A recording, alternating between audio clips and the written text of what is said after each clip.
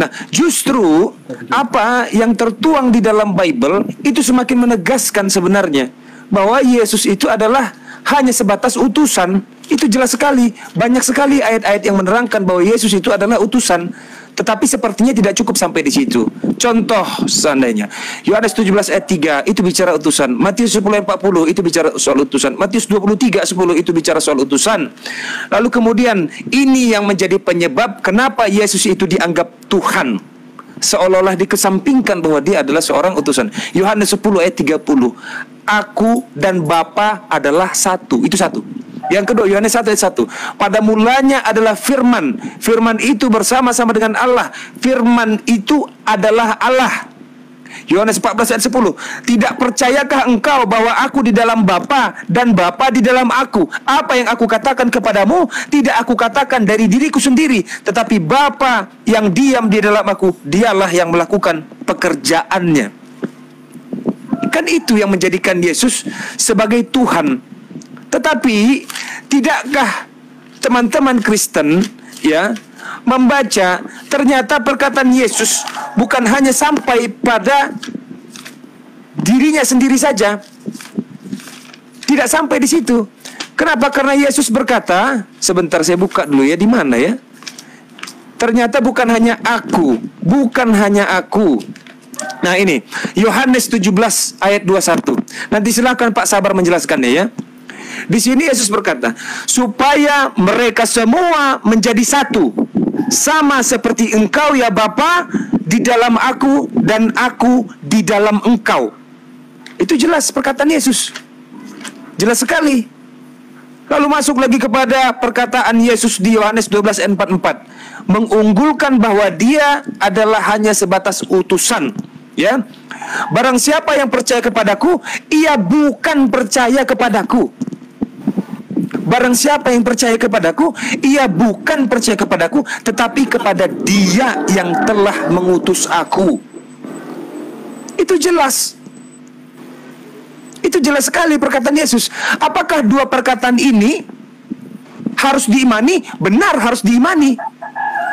Kenapa kami tidak mendudukkan Isa alaihissalam sebagai Tuhan? Karena bagi kami adalah Tuhan itu satu-satunya zat yang berhak untuk disembah, zat yang tidak menyerupai apapun, zat yang tidak serupa dengan apapun, zat yang tidak memiliki awal dan tidak memiliki akhir.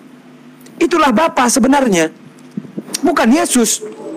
Kalau mukjizat yang ada di dalam diri Yesus bukan hanya Yesus yang mengatakan bahwa dia seorang Alfa dan Omega. Bagaimana dengan Melkisedek? Hidupnya yang tak berkesudahan itu, apakah itu boleh disembah? Dia tidak berayah dan tidak beribu juga itu, Melkisedek. Apakah dia tidak disembah? Ternyata dia tidak disembah. Ini bukan karena Adam diciptakan dari tanah, lalu kemudian Yesus Kristus itu tidak diciptakan dari tanah, melainkan dari firman. Bukan seperti itu. Segala sesuatu yang ada di dunia ini, segala sesuatu yang kita ketahui, segala sesuatu yang tersembunyi, itu datang dari Allah Subhanahu wa taala, datang dari Tuhan. Termasuk firman datang dari Tuhan. Termasuk firman datang dari Tuhan. Itu adalah perbuatan Tuhan. Yang berhak disembah adalah perbuatan Tuhan atau Tuhannya yang disembah. Saya kira yang harus disembah adalah Tuhannya. Perbuatan Tuhan itu hanya berupa kebesarannya, bagian dari tanda-tanda bahwa Dia ada, bagian dari tanda-tanda bahwa Dia kuasa. Tetapi bukan kuasanya yang disembah, melainkan Dianya yang berkuasa untuk disembah. Itu dia Pak, perbedaan kita di situ. Silakan. Saya mau jawab dong, saya mau jawab. Boleh? Bang Tobing, sebentar saya nyambut dulu bentar Bang Tobing ya. Begini, tadi Abang sudah menjelaskan bahwa seandainya di Al-Quran Nabi Muhammad beliau lahir secara seperti Nabi Isa atau Yesus itu, katanya kalau kami tidak akan menyembah. Artinya kami tidak bisa menjawab, oh begitu ya, artinya itu kan keimanan Bapak, sah-sah saja, kami tidak, artinya kami tidak bisa masuk ke situ Pak. Tetapi ada perbedaan di Alkitab kami. Artinya di situ seperti yang Bapak bilang tadi, bahwa Kristen itu menganggap bahwa Yesus itu Tuhan. Saya jelaskan Pak ya. Yesus itu bagi kami umat Kristen, kami nggak pernah menganggap dia Tuhan, Bapak. Tidak pernah, ingat ya, tidak pernah. Tetapi Yesus itu memang sudah dari sananya sudah Tuhan, Pak. Jadi tidak perlu lagi kami anggap Tuhan. Berarti Yesus Kristus dianggap apa, Pak? Kalau begitu, biar saya catat ini. Kristen tidak pernah menganggap Yesus sebagai Tuhan, berarti menganggap Yesus sebagai apa? Maksudnya begini, Pak. Menganggap itu bagi versi saya artinya menjadikan dia Tuhan. Padahal kami Enggak canda. Ini karena permintaan pengamat debat. Silakan lanjut, Pak. Aduh, dengarkan dulu, Pak. Artinya kami secara pengetahuan kami, Bapak, kami ini tidak menganggap dia Tuhan karena sebelumnya dia bukan Tuhan, seperti itu, Pak. Jadi enggak gini, Pak, jangan ambigu, Pak. Jangan ambigu. Tidak menganggap Tuhan tapi dia Tuhan, gimana sih? Nanti bahasa nenek Mukiper dari Bang Juma keluar loh, Pak. Jangan gitu, Pak. Jangan ambigu, Pak. Sekarang begini saya jelaskan. Kita punya orang tua, Bapak. Sebelum kita anggap dia sebagai Bapak, dia kan memang sudah Bapak kita. Begitu loh, Pak. Jadi kita nggak perlu lagi menganggap dia Bapak kita, karena memang dia sudah Bapak kita. Begitu maksud saya menganggap Tuhan ini loh, Bapak. Begitu. Jadi yang seperti Abang bilang, Bapak bilang, manusia itu menganggap Tuhan di iman Kristen. Saya sudah jelaskan, memang dari sananya dia sudah Tuhan gitu. Jadi tidak menganggap yang seperti Abang jelaskan. Begitu. Ya, tolong dijawab sekali lagi, Pak. Kalau Kristen tidak menganggap Yesus sebagai Tuhan, maka Yesus dianggap sebagai? Tidak ada perkataan dianggap, Pak. Jangan silap. Ya, maka Yesus dianggap sebagai apa? Loh, itu tidak ada perkataan dianggap, Bapak. Saya mau jawab dong, boleh nggak? Saya mau menanggapi pernyataan Zuma sih tadi, boleh nggak? Tadi kan sudah jelaskan, Bapak. Kita kan punya orang tua, lelaki, perempuan. Kita punya bapak kan. Sebelum kita anggap dia sebagai bapak, dia kan memang sudah bapak kita. Begitu loh. Benar nggak yang saya bilang? Yang menganggap itu siapa, Pak? Saya luruskan ya. Jadi maksud apa itu adalah Yesus Kristus itu bukanlah sebuah Tuhan yang dibuat gitu loh, atau yang diangkat, melainkan memang dia dari kekal memang sudah Tuhan gitu loh. Karena apa? Karena Kristus sebagai firman Allah itu memiliki sebuah hidup pra-inkarnasi atau pra-eksistensi gitu loh. Yohanes 17 ayat 5. Terus saya mau menanggapi pernyataan Zuma mengenai makna utusan. Ini sebenarnya sudah banyak loh orang-orang yang menanyain tentang apa sih makna utusan. Bahwasanya makna utusan menurut Islam dan Kristen itu jelas berbeda. Zuma membaca hanya satu ayat, Yohanes 17 ayat 3. Padahal di Yohanes 17 ayat 5, di situ Kristus berkata bahwasanya berikanlah hadiratmu sebelum dunia ada. Gitu loh. Itu artinya bahwasanya Kristus sudah hidup sebagai firman Allah sebelum dunia dijadikan. Yang dimana ayat itu bertentangan. Siapa yang berkata itu? Siapa yang berkata itu? Paulus yang berkata itu. Paulus. 2 Korintus 11 ayat 17.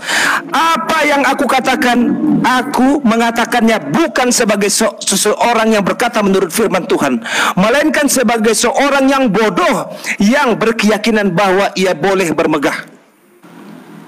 Jangan bermimpi bahwa Yesus pernah mengatakan itu. Itu perkataan Paulus. Yohanes 17 ayat 5, Yohanes 17 ayat 5 yang menulis Yohanes itu adalah Rasul Yohanes, dan yang mengatakan di dalam surat itu adalah Yesus Kristus itu sendiri. Paham nggak? Dengar nggak? Baca Yohanes 17 ayat 5. Bukan Korintus, bukan Paulus.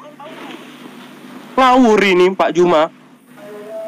Ayo Pak Juma, saya dibilang Juma toh.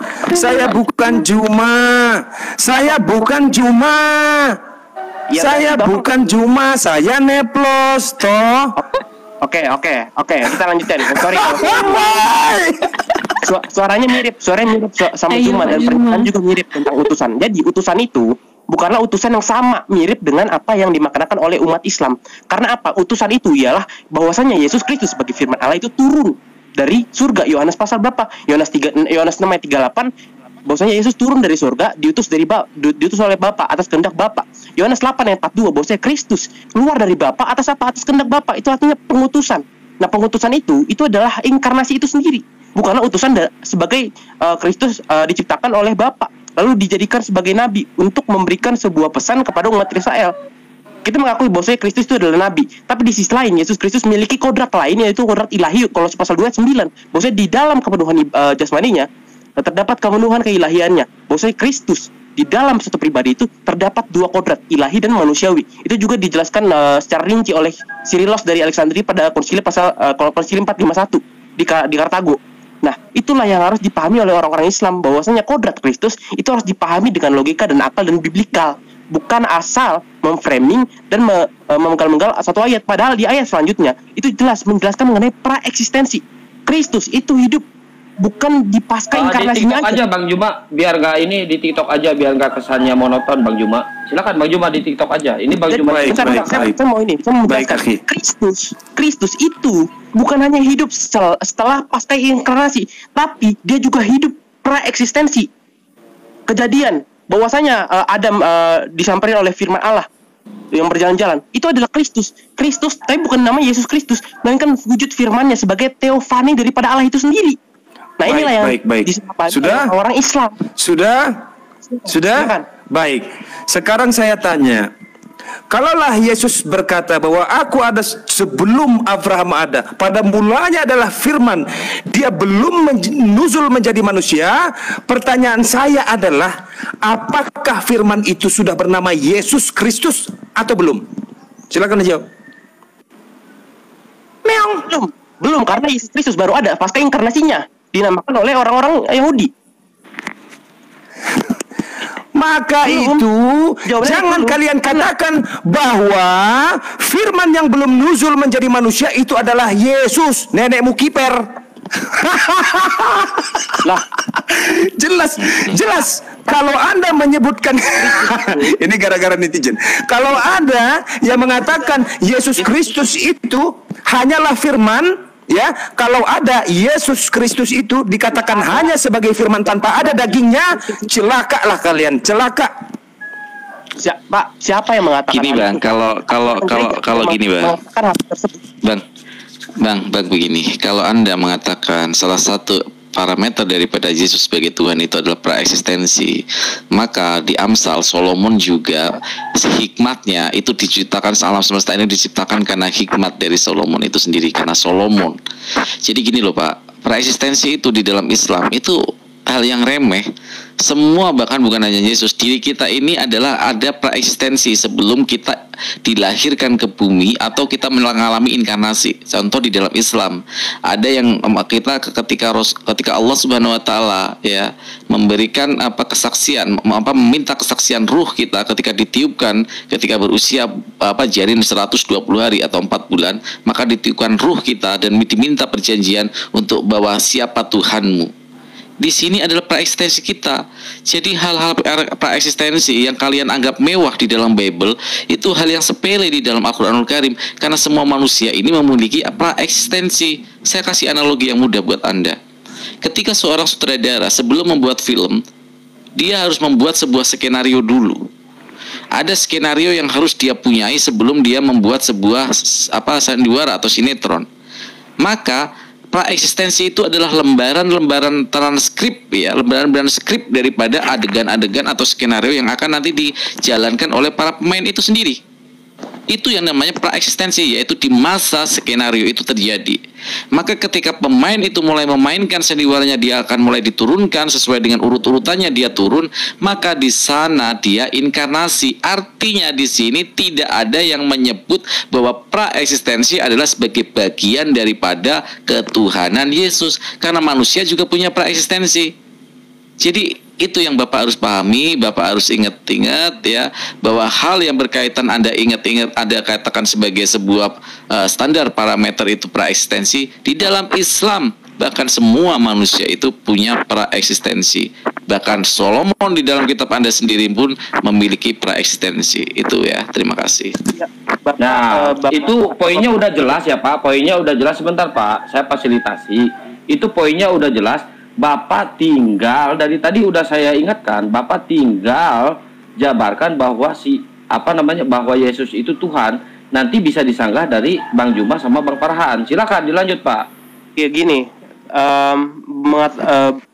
mengenai preeksistensi tadi, Farhan menganalogikan bahwasanya manusia pun itu preeksistensi, seperti itu kan, Pak? Pak Farhan bisa jawab sedikit? Betul. Ya, jadi, Solomon punya preeksistensi. Oke, ya jadi yang dikatakan oleh Pak Farhan ini jelas 100% salah. Karena apa? Preeksistensi Kristus itu menjelaskan mengenai hipostasis Kristus itu sendiri.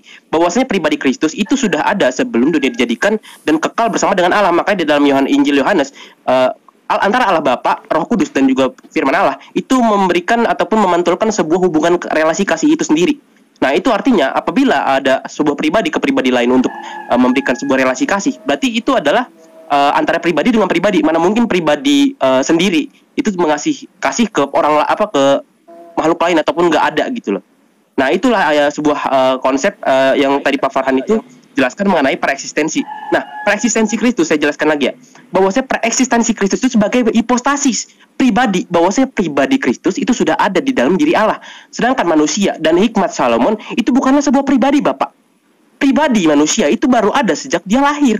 Sedangkan sebelum lahir apakah itu berbentuk pribadi atau hipostasis? Tidak seperti itu. Nah, makanya itulah Bapak Farhan sudah salah dalam menjelaskan teologi kekristenan. Makanya Bapak Farhan perlu belajar lagi mengenai teologi kekristenan, bahwasanya praeksistensi Kristus, saya jelaskan lagi, praeksistensi Kristus itu sudah ada sebelum dunia dijadikan dan sudah ada satu zat hakikat, satu substansi dengan sang Bapa. Iya Pak, ya udah kenapa jangan diulang-ulang Pak, biar Bang Farhan langsung menanggapi Pak, jangan diulang-ulang. Silakan Bang Farhan. Jelas Pak, biar jelas. Oke. Hipotesis dan praeksistensi. Sekarang saya kasih pertanyaan kepada Bapak, jawab singkat. Artinya terjadi relasi di sana, kesetaraan di sana antara praeksistensi dan Yesus ketika sudah bereksistensi. Yang pertanyaan saya sekarang, siapa yang lebih tinggi antara Yesus dengan Bapa? Silakan. Iya, jadi jawabannya itu ada dua. Jawabannya itu ada dua ya, oke. Yang pertama dari sisi ilahi setara, Filipi 2 ayat 6-7. Yang kedua dari sisi manusia berbeda. Dari sisi manusia, bahwasanya Kristus dan Allah Bapa itu jelas berbeda. Lebih rendah Kristus dan lebih tinggi Bapa dalam sisi manusia, wujud kemanusiaan. Itu juga ditegaskan oleh Santo Origenes dari Alexandria, bahwasanya mengenai kristologis, Kristus memang lebih rendah daripada Bapa secara manusiawi, secara jasmaniah. Tapi dari sisi ilahi, jelas Kristus dan Firman Allah dan juga Roh Kudus itu setara. Singkat aja. Oke. Sekarang saya tanya, kapan Yesus sebagai sisi ilahi dan kapan Yesus sebagai sisi manusia? Bisa dijelaskan? Silakan. Oke. Ya, pertanyaan Bapak Farhan itu salah. Karena apa? Karena tidak diajarkan oleh gereja. Apa yang Bapak tidak diajarkan oleh gereja? Bentar. Sekarang gini, sebentar Pak. Saya mau jawab dulu. Saya belum selesai. Nah, ini waktu saya, Pak. Ini waktu saya. Sebentar. Santai aja. Tidak diajarkan oleh gereja. Itu menarik. Diksi yang sangat menarik ketika tidak diajarkan gereja. Gini, Pak. Sisi korelasi atau keinterlinearisasi dari Yesus, Roh Kudus dan Bapa itu sendiri, maka di sana akan terjadi sebuah hierarki. Itu yang seharusnya. Ini dikatakan di mana? Di dalam buku yang menjadi rujukan dari kaum Nestorian, karangan dari Aristoteles yang berjudul Analytica Posteriora, ya, Posteriora. Enggak, Aristoteles siapa? Aristoteles seorang filsafat, Pak, yang bukunya menjadi rujukan karib histori. Pak, sebentar, diam, santai dulu, Pak. Bapak pelajari dari Nestorian ketika menggunakan. Jadi Bapak harus paham sejarah. Kalau dari kekristenan, Bapak gereja yang kamu ikuti itu membuat sebuah konsep ketuhanan itu menggunakan buku yang namanya Analytica Posteriora. Ya, itu silakan dicek ya, dicek aja Bapak. Ini saya sedikit kepada sejarah. Nah, ketika menautkan kepada kesetaraan antara Roh Kudus dan Yesus juga Bapa, maka pertanyaannya, jika sisi keilahiannya adalah setara, pertanyaan saya, pernahkah Yesus dipanggil Bapa secara keahlian di kitab Anda? Yesus dipanggil Bapa, pernah nggak? Karena ini adalah kesetaraan, sifat keilahian itu sendiri. Ini logis, harus ada karena keilahian itu merujuk kepada Yesus itu sendiri. Pernahkah murid-muridnya atau orang Yahudi atau siapapun yang memanggil Yesus sebagai Bapa? Silakan. Iya, jadi saya mau tanggapi dulu yang tadi pernyataan saya ya, bahwasanya tadi apa yang dikatakan Farhan ya mengenai Enggak Pak, sebentar saya potong Pak. Jangan menanggapi pertanyaan Bapak. Bukan potong, jangan menanggapi pertanyaan Bapak. Tanggapi aja pertanyaan Bang Farhan. Kan ini diskusi. Iya, saya mau menanggapi pertanyaan Bang Farhan.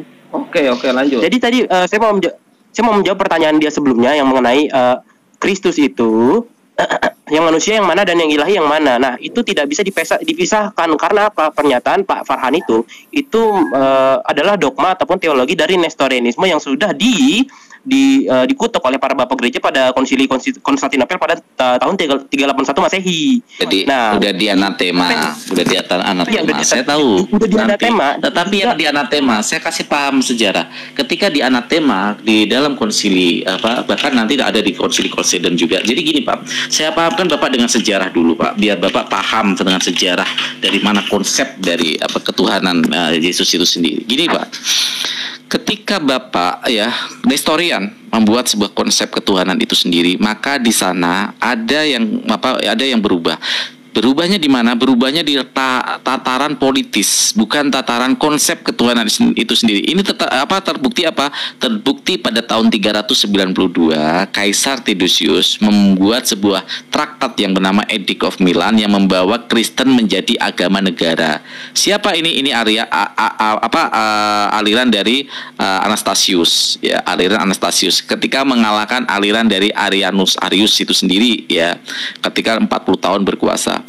Jadi Pak, konsep ketuhanan ini yang Bapak bawa dari Bapak-bapak gereja akan terkontradiktif sendiri. Maka saya sebenarnya mengingatkan Bapak, ya, ketika Bapak membawa bahwa gereja-gereja belum mengajarkan. Nah, makanya saya kasih tahu tadi dari mana konsep Bapak-bapak gereja mengonsepkan konsep ketuhanan itu. Maka saya suruh baca buku Analytica Posteriora yang dipelajari oleh bapak-bapak gereja itu sendiri, karangan dari Aristoteles. Nah, saya bawa lagi kepada Bible ada aja biar tidak melebar ke sejarah, karena saya tahu Bapak belum paham sejarah ini, jadi agak rancu nanti kalau saya bawa ke ranah sejarah. Sebagai sebuah konsekuensi logis, ketika secara keilahian Yesus itu adalah setara dengan Bapa, secara kemanusiaan Kristus lebih rendah daripada Bapa, maka ketika itu harus ada bukti bahwa Yesus memang setara dengan Bapa secara keilahian. Di Taman Getsemani, ketika Yesus berdoa, ya, ketika menjelang dia disalib, ya, dia berdoa kepada Bapa. Itu yang pertama, alasan. Yang kedua, ketika menjelang akhir kematiannya, Yesus berteriak, Eli, Eli, lama sabachthani. Padahal di situ adalah sisi terakhir keilahiannya. Apakah berarti Yesus berdoa kepada dirinya sendiri? Padahal keilahian artinya setara. Tidak layak yang setara berdoa kepada yang setara itu sendiri. Ya, juga di dalam proses penyalipan ketika dia berteriak atas dirinya sendiri. Kalau keilahiannya ada setara. Dan satu bukti saja di ayat Bapak, coba sebutkan di dalam Bible Anda ada ayat yang memanggil Yesus sebagai Bapa itu sendiri. Silakan. Iya, jadi oke, terima kasih atas pertanyaannya. Nah, kembali lagi apa yang Pak Farhan katakan itu benar-benar salah pertanyaannya. Karena apa? Seharusnya pertanyaan itu dilontarkan kepada para Oanes atau Sabellianisme, bidat Sabellianisme. Sedangkan saya Trinitarianisme, ya. Nah, Kristus itu tidak pernah dipanggil Bapa. Karena apa? Karena dia bukanlah satu pribadi dengan Bapa, tapi satu substansi. Antara firman Allah itu atau firman Bapa itu bukanlah Bapa itu sendiri. Bukan satu pribadi dengan Bapa itu sendiri, melainkan Bapa itu ialah zat itu sendiri, yang dimana Bapa itu adalah sumber segala sesuatu. 1 Korintus pasal 8 ayat 6 yang mengeluarkan sang firman dengan sang Roh Kudus, Yohanes pasal 1 ayat 14 dan Yohanes 17 ayat 26. Nah, maka dari itu Kristus memang tidak pernah dipanggil Allah Bapa. Karena apa? Karena dia bukan Bapa, Pak. Bapak inilah kenapa Bapak dari tadi memframing saya tidak paham sejarah. Tahu-tahu sendiri Bapak tidak memahami teologi Trinitarianisme Kekristenan yang Rasulia. Terima kasih. Oke, itu pancingan saya, Pak. Pancingan saya. Bapak tadi menganggap menarasikan keilahian. Itu untuk saya lebih jelas paham Bapak tentang keilahian Yesus itu sendiri. Maka saya bertanya, ketika Yesus berdoa di Taman Getsemani berarti dia keilahian itu sendiri, ya, ruh keilahian itu sendiri. Bagaimana mungkin Yesus berdoa kepada dirinya sendiri di Taman Getsemani? Yang kedua, bagaimana mungkin Yesus berteriak memanggil Tuhan Bapa, Eli Eli lama sabachthani, sedangkan dalam dirinya sendiri ada Tuhan itu sendiri yang setara dengan dirinya? Coba deh renungkan dan jawab, silakan. Ya, oke. Jadi saat Kristus berdoa di dua Getsemani, itu Kristus tidak berdoa kepada dirinya sendiri. Karena apa? Di dalam sebuah keilahian ada Bapa dan Putra dan Roh Kudus, yang dimana Putra ini adalah firman Allah itu sendiri. Maka kenapa Yesus Kristus berdoa? Karena dia memposisikan diri dia sebagai seorang hamba, bahkan taat mati sampai di kayu salib di 2 Filipi 6-7. Nah, maka dari itu Kristus tidak berdoa kepada Allah Bapa itu sendiri. Karena apa? Kalau apabila Kristus berdoa kepada dirinya sendiri, ya, maka itu adalah ajaran Sabellianisme, Modalisme, dan Oanes Pentakostal, yang Bapak harus berikan pertanyaan itu justru ke mereka itu. Tapi saya itu tidak menganut ajaran seperti itu. Mayoritas kekristenan, entah itu Ortodoks, Katolik, Koptik, dan Protestan klasik, tidak memahami konsep Trinitas ataupun konsep hierarki itu seperti yang Bapak nyatakan itu. Tidak seperti itu, Pak. Nah, maka dari itu keilahian Kristus itu berrelasi dengan konsep wujud keilahiannya. Kan tadi saya bilang di pertama bahwa Kristus memiliki dua natur dalam satu pribadi. Nah, yang setara itu ialah kodrat keilahiannya. Kodrat firman Allahnya itu setara dengan Allah Bapa. Tapi dalam wujud kemanusiaannya, tadi kan saya jelaskan ya, bahwasanya dalam wujud kemanusiaannya Kristus lebih rendah daripada Allah Bapa dalam wujud kemanusiaannya.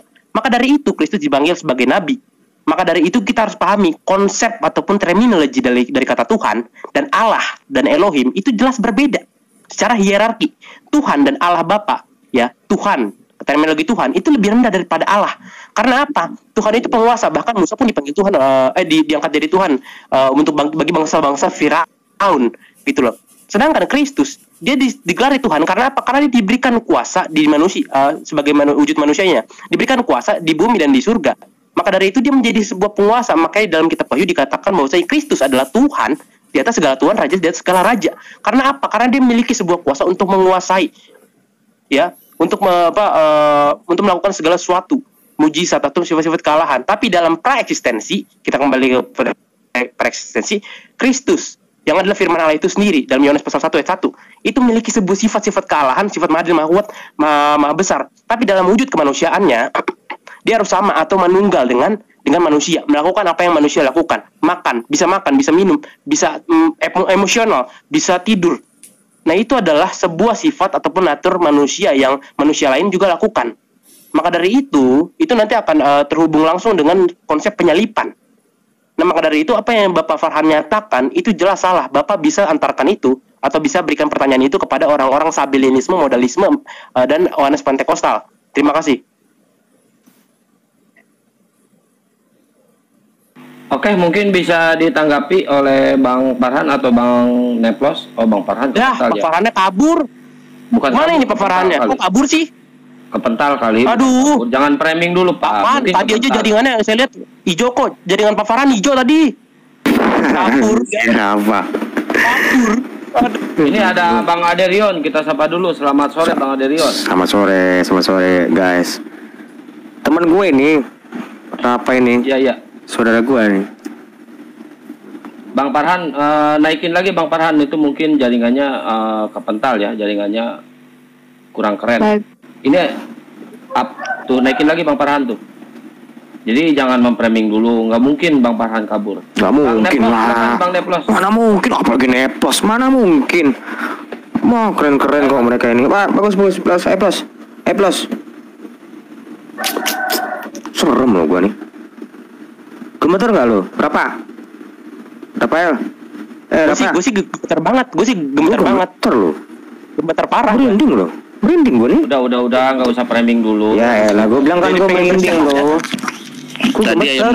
Tadi ada yang mengatakan gue kabur kayaknya ya. Gemeter gue. Bro, belum kelas kamu untuk membuat saya kabur, bro. Oke, tadi ada diksi yang mengatakan bahwa Allah lebih tinggi daripada posisi Tuhan itu sendiri. Ayat ini dong Yesus Musa ketika diutus menjadi Allah bagi Firaun. Di sana Tuhan atau Allah diksinya. Jadi Anda itu jangan terlalu pede, bro. Pelan ya. Yuk buka ayatnya. Ya, saya lagi membuka laptop nih ya. Nanti saya akan ini ayatnya. Buka di dalam Ulangan ya, Ulangan 7 ayat 1 coba. Ulangan atau bilangan tuh 7 ayat 1 coba buka deh. Di sana Musa diutus kepada Firaun itu sebagai Allah atau sebagai Tuhan, ya. Jangan terlalu pede. Ya, di sana diutus sebagai Allah. Sebagai Firaun. Itu Rion tahu tuh ayatnya. Ya, jadi jangan terlalu pede. Dan Harun nabi kan? Dan Harun nabi atau Sebentar Rion karena please, apa? saya kasih waktu. Rion tunggu dulu ya. Iya. Ini gua jangan diksi sarkas gitu, kekanak-kanakan banget, childish lah menurut saya ya. Jadi menurut saya si Raphael ini malah tidak memahami gitu loh. Ya, tidak memahami. Ya. Di dalam Bible itu Tuhan lebih tinggi daripada Allah. Gimana kamu bilang kata Allah lebih tinggi daripada Tuhan? Berarti Musa sebagai Allah lebih tinggi dong daripada Tuhan Bapa itu sendiri. Aneh kamu itu ya. Jadi di sini kamu udah kejedot dengan pernyataan kamu sendiri. Ya Raphael ya, apalagi teriak-teriak sok bangga dengan mengatakan gua kabur. Belum kelas kamu untuk membuat seorang Farhan kabur ya. Itu yang pertama ya. Yang kedua, ketika kita menarasikan bahwa Yesus sebagai Tuhan itu sendiri ya, sebagai Tuhan, ini Tuhan ya, maka kamu harus bisa membuktikan secara parameter yang tadi saya bilang bahwa Yesus mempunyai kedudukan sebagai Tuhan. Yang pertama ketika Yesus menerima firman itu dia kodrat ilahinya. Segala firman yang kau berikan kepadaku telah kusampaikan. Coba pisahkan kodrat Yesus ketika sebagai penerima firman dan kodrat Yesus sebagai pemberi firman di posisi ayat itu. Silakan jelaskan secara logika biar otak saya itu bisa nyaman menerima penjelasan Anda. Pak Farhan itu tidak mengerti kodrat Kristus itu tidak bisa dipisahkan. Kalau Bapak memisahkan kodrat Kristus, maka dari itu Bapak sudah terkecembung dengan sebuah bidat yang namanya Nestorianisme yang sudah dianatema pada Konsili Konstantinopel 381. Gitu loh. Makanya Bapak dari tadi pahami dong pernyataan saya, pahami pola pikir saya. Katanya Bapak mengerti sejarah. Tapi buktinya Bapak tidak mengerti apa yang saya katakan dari tadi. Seharusnya kalau Bapak mengerti apa yang Bapak sudah mengerti timeline sejarah gereja. Ya ampun, kabur lagi kan? Enggak kabur dia, enggak. Dia ini apa? Sinyalnya aja hancur. Gak mungkin lah kabur. Apa mereka tuh bagus kok. Datanya juga banyak banget, apalagi Nevlos nih. Oke. Ya. Jadi gini ya, Bro Rapa. Jadi gini, Bro. Tadi pertanyaan Bang Farhan sebenarnya sudah jelas. Ada dua kodrat. Yang pertama adalah kodrat dia sebagai manusia dan kodrat dia sebagai Tuhan, sebagai Allah. Kodrat dia sebagai utusan dan kodrat dia sebagai pengutus. Berarti jelas. Ini justru konsep dualisme namanya, dualistik bahkan. Ini dualistik. Sebentar dulu. Ya. Di dalam Yohanes 17 ayat 3, pertanyaan saya adalah di sini tertulis, inilah hidup yang kekal itu, yaitu bahwa mereka mengenal Engkau, satu-satunya Allah yang benar, dan mengenal, ada kata dan ya, dan mengenal Yesus Kristus yang telah Engkau utus. Coba dulu ini tuyul satu ini dicekek dulu, tolong. Gua punya itu ayatnya itu serem loh. Ya nggak apa-apa, gemetar di dalam makanya coba tolong dicekek dulu. Iya, Yesus menciptakan dua tangannya mungkin untuk mencekik lehernya sendiri. Tolong dicekek ya, saya terganggu sekali nih. Oke. Mulai kan. Ya. Lanjut. Ya, jelas. Jadi jelas perkataan di sini, inilah hidup yang kekal, yaitu bahwa mereka mengenal Engkau satu-satunya. Kalian saja sampai saat ini mungkin kalian kebingungan untuk menjelaskan apa yang dimaksud dengan satu, apa yang dimaksud dengan satu-satunya. Satu dan satu-satunya itu berbeda. Ya. Beginian. Jadi apakah Yesus berada pada waduh ini tuyul nih selalu bereaksi. Mic gue kebuka, maaf. Sorry. Mic gue kebuka, maaf. Iya, itu kebiasaan tuyul. Jari jemarinya yang kerdil itu liar sekali untuk membuka mic kan di TikTok. Mic-nya kebuka, maaf. Iya, namanya juga gaib kan gitu ya.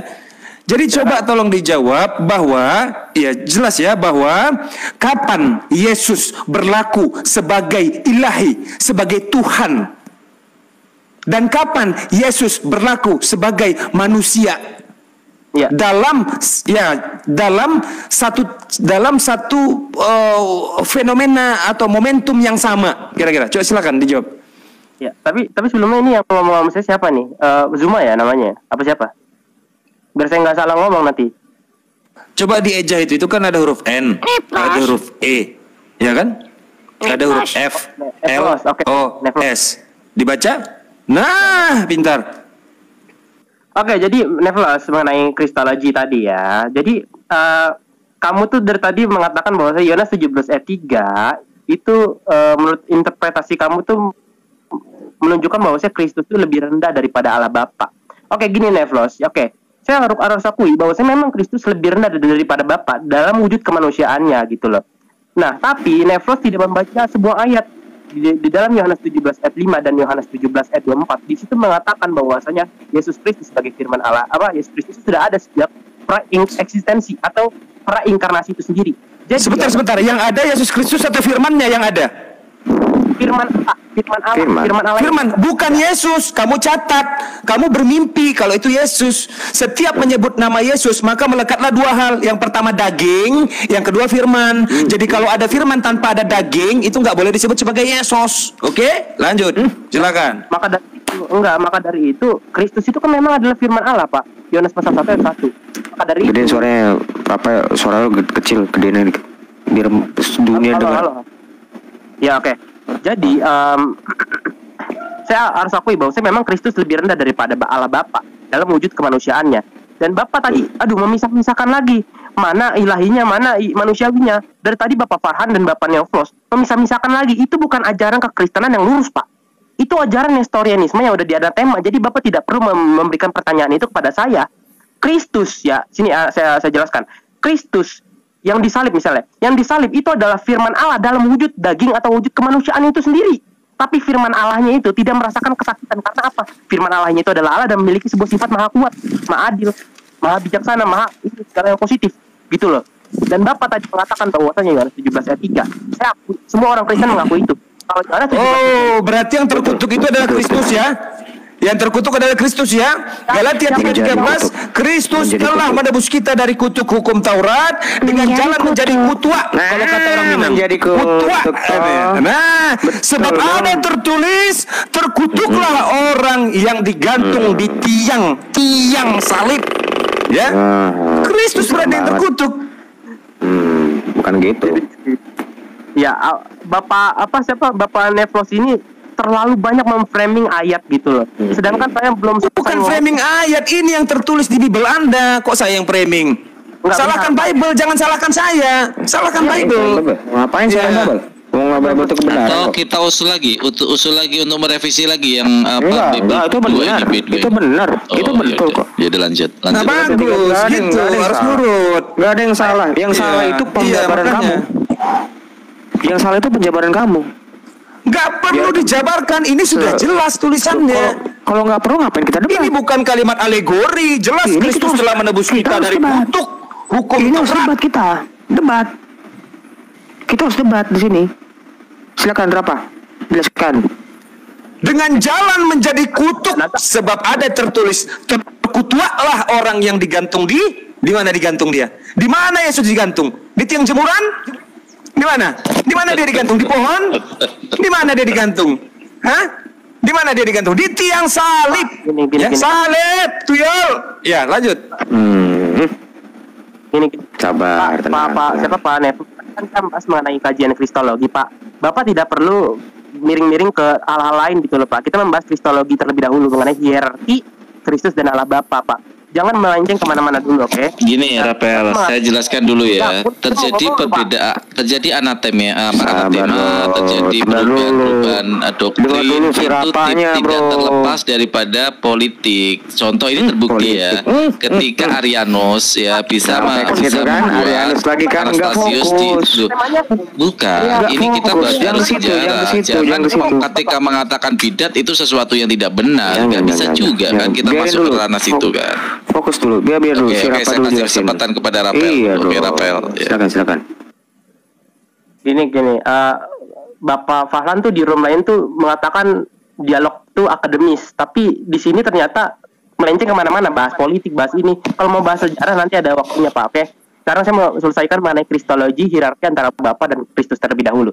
Nah, saya mau tanya kepada Nevlos tadi kan, sekaligus menjawab pertanyaan dia. Nevlos tidak membaca keseluruhan daripada Injil Yohanes itu sendiri, melainkan hanya mencomot-comot apa yang dikatakan oleh Dr. Zakir Naik, Dr. Ahmad Dedat, Dr. Agustinus Kainama, terus siapa lagi lah itu Agustan dan bla bla yang mengatakan bahwasanya Yohanes 17 ayat 3 membuktikan bahwa Kristus bukanlah Tuhan dan Kristus adalah utusan Allah itu sendiri. Tapi di dalam Yohanes pasal 17 ayat 24, mereka tidak melihat, mereka tidak membaca secara dengan mata kepala mereka sendiri bahwasanya Kristus sebagai firman Allah, sebagai wujud firman Allah itu sudah ada pra-eksistensi sebelum dunia itu ada, dan satu hakikat dengan sang Bapa itu sendiri, gitu loh. Maka dari itu, Pak, kami mengakui bahwa Kristus lebih rendah daripada Allah Bapa dalam wujud kemanusiaan. Maka dari itu Origenes dari Alexandria itu juga mengatakan demikian mengenai kristologi, bahwa wujud kemanusiaan Kristus lebih rendah daripada Allah Bapa, gitu loh. Nah itu saya rasa sudah jelas gitu loh, untuk menjawab pertanyaan Bapak. Yohanes 17 ayat 2, Yohanes 17 ayat 3 itu sudah kita akui. Dalam artian kita menerima itu semuanya. Tidak ada yang diubah-ubah dan tidak ada yang ditambahkan dalam Yohanes 17 ayat 3. Gitu loh, Pak. Makanya Bapak harus memahami dulu teologi kristologi itu sendiri. Karena apa? Karena dari zaman dulu, tahun berapa, 900 berapa gitu, 1900 berapa, Yohanes 17 ayat 3 ini tidak pernah bisa dipahami oleh orang-orang Islam. Tidak pernah bisa dipahami gitu loh. Saya kurang tahu kenapa. Apa dia tidak bisa mengimplementasi sebuah Injil, sebuah kitab, atau memang dia memiliki sebuah akar kebencian dalam hatinya untuk membuktikan bahwa Kristus bukan Tuhan. Oke, jangan tendensius dong kebencian. Gak ada tendensius gitu. Itu tendensius, bro. Saya jawab ya. Ya, tidak ada ranah kebencian di sana. Kalau kita pahami dari apa yang ada di dalam Yohanes 17 nomor 3 di situ, inilah hidup yang kekal itu, hidup yang kekal adalah mengenal Tuhan Bapa satu-satunya dan Yesus Kristus yang Kau utus. Dan ada kata dan. Artinya ada hierarki di sana, ya. Ada hierarki di sana, bukan satu kesatuan gitu loh. Ini tadi pagi juga dibawa nih sama si Alul Kitab nih tentang Citah juga menyatakan bahwa itu adalah melebur. Artinya Yesus itu siapa yang berani menyatakan dengan Bapa kecuali Yesus di dalam Yohanes 17 ayat 3. Padahal di situ ada kata dan. Dan itu menunjukkan sebagai sebuah hierarki kalau Anda pahami di dalam KBBI linguistik gitu ya. Dan itu adalah sebagai tanda hierarki. Bapak Presiden dan Wakil Presiden. Apakah ini setara? Tidak, artinya ada hierarki mana yang lebih tinggi. Nah, kalau Anda kaitkan dalam Yohanes 17 ya di sana 3, kita rujuk kepada Yohanes 17 sampai nomor 16 sampai 17 di sana. Ya. Jangan lupa murid-muridnya juga ya, murid-murid Yesus itu juga setara. Aku dan Bapak adalah satu. Yesus juga dengan muridnya, ya Bapak jadikanlah aku dan murid-muridku sama seperti jadi satu seperti aku dan engkau. Itu kata Yesus. Jadi kalau Anda memahami sesuatu yang bersifat abstrak seperti kita itu artinya Yesus dengan murid. Aduh si tuyul. Dan kayak gitu. Gue ikut-ikutan Nevlos deh. Gue ikut-ikutan Nevlos. Enggak, di ayat 20-nya pun kami pun juga enggak, bentar. Gue mau jelasin dulu tentang yang si Rafa ngomong itu. Yang Rafa ngomong ini ayatnya, ya. Yang walaupun dalam rupa Allah, ini rupa Allah ini artinya firman. Rupa Allah, rupa dan gambar itu adalah firman ya. Nanti gue jelaskan di mana tuh ayatnya. Kalau 1 ayat 15. Tidak menganggap kesetaraannya dengan Allah itu sebagai milik yang harus dipertahankan, melainkan telah mengosongkan dirinya sendiri dan mengambil rupa seorang hamba dan menjadi sama dengan manusia. Dan dalam keadaan sebagai manusia, ia telah merendahkan dirinya taat sampai mati, bahkan mati di kayu salib. Betul, memang kemanusiaannya itu lebih rendah dari Bapa, tapi dia dalam rupa Allah, dia setara. Tapi tidak menganggap kesetaraan itu. Kalau disebut tidak menganggap, dengar ya. Kalau disebut tidak menganggap kesetaraan, artinya dia sesungguhnya setara. Tapi dia tidak menganggap kesetaraannya. Dengar kok, dengar. Benar. Bagaimana mungkin dia setara tapi tidak menganggap sebagai setara? Ini ambigu, kalimat ambigu. Sih? Gimana? Iya sih? dong. Yang walaupun Aderion ganteng, yang walaupun Aderion ganteng, tetapi tidak menganggap dirinya ganteng. Sebenarnya gue ganteng. Ini sama aja gini. Yang walaupun dalam rupa Allah tidak menganggap kesetaraannya dengan Allah itu sebagai yang harus dipertahankan, melainkan mengosongkan dirinya sendiri dan mengambil rupa seorang hamba dan menjadi sama dengan manusia. Sesungguhnya dalam rupa Allah, firman itu ya setara dengan Allah itu sendiri, karena firman itu bersama-sama dengan Allah dan firman itu adalah Allah. Yohanes 1 ayat 1. Itu kenapa disebut setara. Tapi dia malah justru merendahkan dirinya untuk menjadi sama seperti kita. Ini loh, merendahkan dirinya. Itu yang disebut Rafa itu. Makanya Yesus berdoa dalam keadaan dia sebagai manusia. Itu maksudnya. Jangan disalahpahami, jangan ngotot. Kalau dikasih tahu jangan ngotot. Ya, itu Rafa tuh. Pertanyaannya adalah ketakutan Yesus ketika melihat malaikat itu ketakutan yang pura-pura atau ketakutan yang sebenarnya? Ketakutan yang pura-pura atau ketakutan yang sebenarnya? Silakan. Model suara-suara keras doang kayak gini mah nggak usah debat, bro. Tenang aja. Tidak pernah disebut Yesus itu takut dengan malaikat. Itu nggak ada.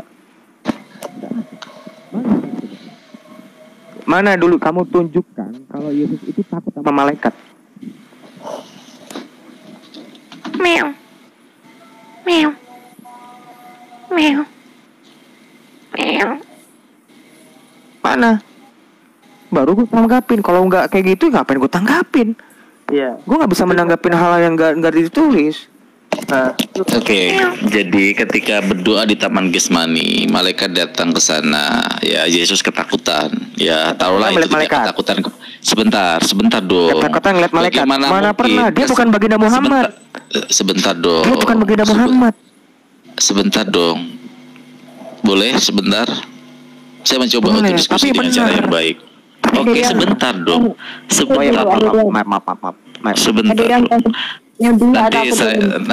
Nanti saya gaskan, nanti nggak mungkin saya gaskan kan, ya gitu loh. Jadi gini Rion, ketika Yesus berdoa di Taman Getsemani dan dia ketakutan, padahal sekarang saya tanya logika kita, yang membuat skenario penyalipan itu siapa? Bapa kan? Keilahian Yesus adalah Bapa itu sendiri. Oh, yang ketakutan itu adalah natur sebagai manusia. Oke, itu pasti jawaban Anda. Ya, yang ketakutan itu kan natur manusia. Maka saya bertanya, di mana natur ilahi Yesus ketika ketakutan itu, sedangkan yang membuat skenario itu adalah dia sendiri? Karena kesetaraan dia dengan Bapa. Coba deh jelaskan secara logika biar akalku ini bisa menerima doktrin kalian ini. Silakan dan jelaskan dengan ayatnya sekalian. Apaan, gimana pertanyaannya? Natur ilahinya. Saya ini ya, makanya dengarkan. Firman itu bersama-sama dengan Allah. Dia itu menjadi manusia, bukan berarti firman itu hilang. Natur keilahiannya Yesus sebagai firman itu kekal, karena dia adalah firman. Firman nggak mungkin ketakutan. Yang di Taman Getsemani itu kemanusiaannya. Gitu loh, yang makan, yang disalib itu kemanusiaannya itu. Sama contohnya analoginya pada saat Maryam didatangi oleh malaikat Jibril dalam bentuk manusia yang sempurna, apakah malaikatnya hilang? Kemalaikatan Jibril jadi nggak malaikat dulu untuk sementara waktu? Kan enggak, tetap dia malaikat. Yang dilihat itu yang manusianya Jibril itu di surah Maryam ayat 19, surah Maryam ayat 16 dan 17, kira-kira di ayat itu gue lupa. Kemalaikatannya bukan karena Jibril itu memperlihatkan diri dalam bentuk manusia, kemalaikatannya jadi hilang. Enggak. Tuh, silakan tanggapin.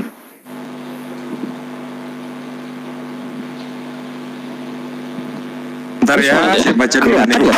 Saya baca ya dengan tegas ya. Kita baca dengan tegas ya. Sebentar, saya catat dulu.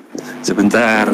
Dia bermimpi sekali ya. Kalau Yesus tidak pernah ketakutan, itu mimpinya yang harus dia bawa tidur. Kamu tadi ngomong dia ketakutan lihat malaikat. Sebentar. Nah, Ros, kamu tuh jangan so tahu. Tadi ingat yang kamu bilang dia ketakutan melihat malaikat. Itu yang harus bertanggungjawabin.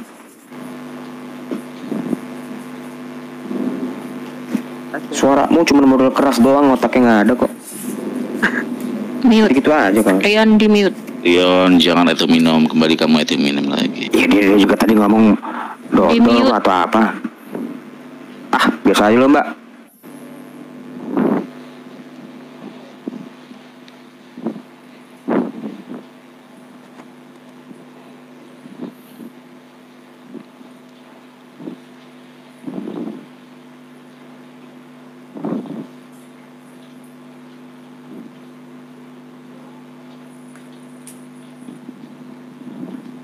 Apa yang mau dibahas ini? Nggak ada yang ngomong.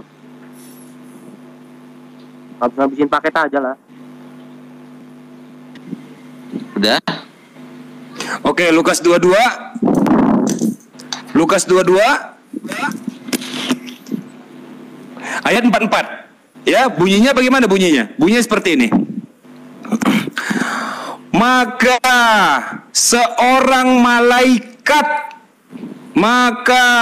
seorang malaikat dari langit menampakkan diri kepadanya, memberi kekuatan kepadanya. Ia sangat ketakutan dan makin bersungguh-sungguh berdoa. Peluhnya menjadi seperti titik-titik darah yang bertetesan di tanah. Siapa itu? Yesus. Ada kata ketakutan tidak di situ? Jawab dulu. Betul. Iya kan memang ada kata malaikat nggak di situ? Ada kata malaikat nggak di situ? Jawab dulu. Meong, meong, meong. Ada. Tadi katanya nggak ada. Loh, siapa bilang nggak ada? Loh, kata malaikat. Dengar dulu. Tadi katanya nggak ada malaikat. Jelas sekali di situ. Ya, kalau model-model dijawab gitu sama gua, bro. Nih, Flos, nggak ada. Yang ketakutan siapa? Iya. Dijawab dulu. Yang ketakutan siapa? Ya saya mau ngomong dulu, kamu diam. Iya, jawab singkat saja. Yang ketakutan siapa? Oh, nggak bisa. Saya bukan anak seperti kamu. Jawab itu mesti diurai. Yang ketakutan siapa? Di sini ada tulisan ketakutan. Yang ketakutan siapa? Let me answer you. Kamu diam dulu. Trik sulap lagi. Ya, lanjut. Nanti saya bacakan ulang ya. Iya. Di sini tidak ada. Gue bilang tadi kalau nggak ada kata malaikat di situ, nggak ada kata ketakutan di situ. Gue nggak bilang kayak gitu. Tapi tidak disebut kalau Yesus ketakutan melihat malaikat.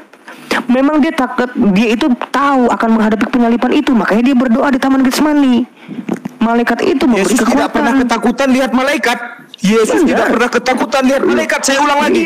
Maka seorang malaikat dari langit menampakkan diri kepadanya, memberikan kekuatan kepadanya. Ia sangat ketakutan dan makin bersungguh-sungguh berdoa. Peluhnya menjadi seperti titik-titik darah yang bertetesan di tanah. Netes-netes dia keringat. Apa dia disebut takut sama malaikat? Enggak, kamu kan cuma hanya mengasosiasikan kata malaikat di atas dengan yang di bawah. Justru lebih berbahaya kalau dipotong-potong. Jangan dipotong-potong. Justru ini tetap berkesinambungan. Pasti berkesinambungan. Memang Yesus itu berdoa karena dia tahu apa yang akan dihadapin. Dia tahu persis nanti dia juga akan ditangkap. Dia tahu persis apa yang akan dia hadapin, Pak. Kalau misalnya betul, tapi bukan itu betul. Tetapi ketakutannya itu juga ada gitu loh. Ketakutannya juga ada. Saya bilang nggak bilang begini, dengar dulu Flos. Gua tidak bilang kalau Yesus itu tidak ketakutan. Yang saya mau gempur dari mulutmu. Kamu bilang dia tuh ketakutan dengan malaikat. Nggak mungkin, bahkan dia mengutus malaikat kok. Dia mengutus malaikat kok. Disebutnya. Bagaimana dia ketakutan? Orang yang ketakutan itu kalau yang nggak tahu malaikat itu apa. Yon. Apakah di sini tulisannya yang menampakkan diri itu Beelzebul, Behemoth, Kudanil? Maka seorang Beelzebul dari langit menampakkan diri. Tulisannya apa di sini terjemahannya? Maka seorang malaikat, bukan Beelzebul yang menampakkan diri, malaikat. Mau ngapain deh? Dia mau ngapain? Beri kekuatan kepadanya. Memberi kekuatan. Kelanjutannya, ia sangat ketakutan dan makin bersungguh-sungguh berdoa. Yang harus kita garis bawahi bahwa Yesus pernah takut, itu intinya. Loh, takutnya betul, tapi kan ini yang gue permasalahkan sama kamu, bukan dia takut sama malaikat. Malaikat itu bahkan dia utus. Saya nggak bilang dia nggak takut loh, enggak. Tapi justru kalau kamu mengasosiasikan kata ketakutan itu kepada malaikat, kamu bohong. Karena malaikat juga dia mengutus malaikat, Pak. Iya, betul. Tadi yang saya dengar justru ya dengan dengan kuping kepala saya, apa yang dikatakan Evlosi ini tadi di awal premis dia itu adalah Yesus Kristus itu takut dengan malaikat. Tapi baru-baru ini dia menggarisbawahi bahwa yang kita harus garisbawahi adalah dia takutnya itu gitu loh. Nah, ini adalah pergerakan makna gitu loh dengan perkataan pergeseran makna. Udah kamu jangan ngoceh-ngoceh. Coba dibaca dulu, dibaca aja dulu kalau gitu. Silakan dibaca. Saya itu bisa baca, Pak. Jangan diulang-ulang. Kamu membuat kesan saya tuh nggak ngerti. Saya ngerti sekali. Ini kitab saya kok. Kok kamu nyuruh orang baca? Ya, kalau coba kamu nyuruh Baginda Muhammad. Coba kamu suruh Baginda Muhammad baca. Kalau memang mengetahui harus diakui. Jangan mulai bawa-bawa tokoh. Intinya nanti begini. saya jelaskan juga. Sekarang pertanyaan saya begini ya. Baik, katakan dia tidak takut sama malaikat. Saya ikuti alur kamu. Oke? Katakan dia tidak ketakutan kepada malaikat. Pertanyaannya adalah kenapa Yesus Kristus bisa takut? Loh, kan kalau diulang-ulang kamu nanya. Baik. Iya itu. Ya, kenapa dia bisa takut? Sisi kemanusiaannya. Baik, saya jawab yang kedua kali ya. Ini saya jawab dua kali ya. Silakan. Kamu nanya ketiga kali saya nggak jawab. Nih, saya menjawab dua kali. Dia tahu persis dia akan ditangkap dan menghadapi penyalipan saat itu. Betul. Terus? Ya iya, itu dia, itu ketakutannya. Kenapa itu? Itu bukan dia ketakutan dengan malaikat. Dia sadar tidak dia Tuhan? Tahu. Lalu dia masih dia takut sebagai anaknya. Loh, dia itu kan manusia yang sama seperti kita. Berarti sama dalam keadaan itu pura-pura atau Ibrani? Loh. Ya. Ibrani 4 ayat 15. Sebentar, gue kasih tahu malu sebentar. Ibrani 4 ayat 15 kalau nggak salah ya. Sebentar. Gue kan bukan seperti lo. Kasih data dong. 4 ayat 15. Ini dia. Ntar, gue buka kamera.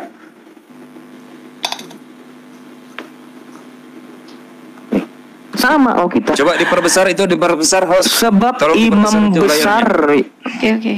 Udah. Sebab imam besar, Yesus itu imam besar. Karena dia adalah Mesias. Oke. Sebab imam besar yang kita punya bukanlah imam besar yang tidak dapat turut merasakan kelemahan kita. Oke. Betul. Dia sebagai manusia kan berkali-kali kami sebut itu kok. Kami nggak pernah malu kok. Sebaliknya sama dengan kita. Ia telah dicobai. Hanya tidak berbuat dosa. Itu semua tuh sama, benar-benar sama seperti kita. Bukannya dia nggak dapat turut merasakan kelemahan kita. Itu alasannya. Clear ya? Clear. Baik. Pertanyaannya gini ya. Kalau memang dia 100% manusia, oke, baik. Dia adalah seutuhnya manusia. Merasakan seutuhnya manusia, ya. Oke, dia memiliki perasaan yang sama dengan manusia-manusia yang lain, tetapi sisi kemanusiaannya. Oke? Sisi kemanusiaannya. Pertanyaannya adalah sisi kemanusiaannya itu menuhankan siapa? Menyembah siapa? Bapa. Menyembah Bapa. Baik, sekarang yang disembah dari Yesus Kristus itu apanya sekarang? As a word.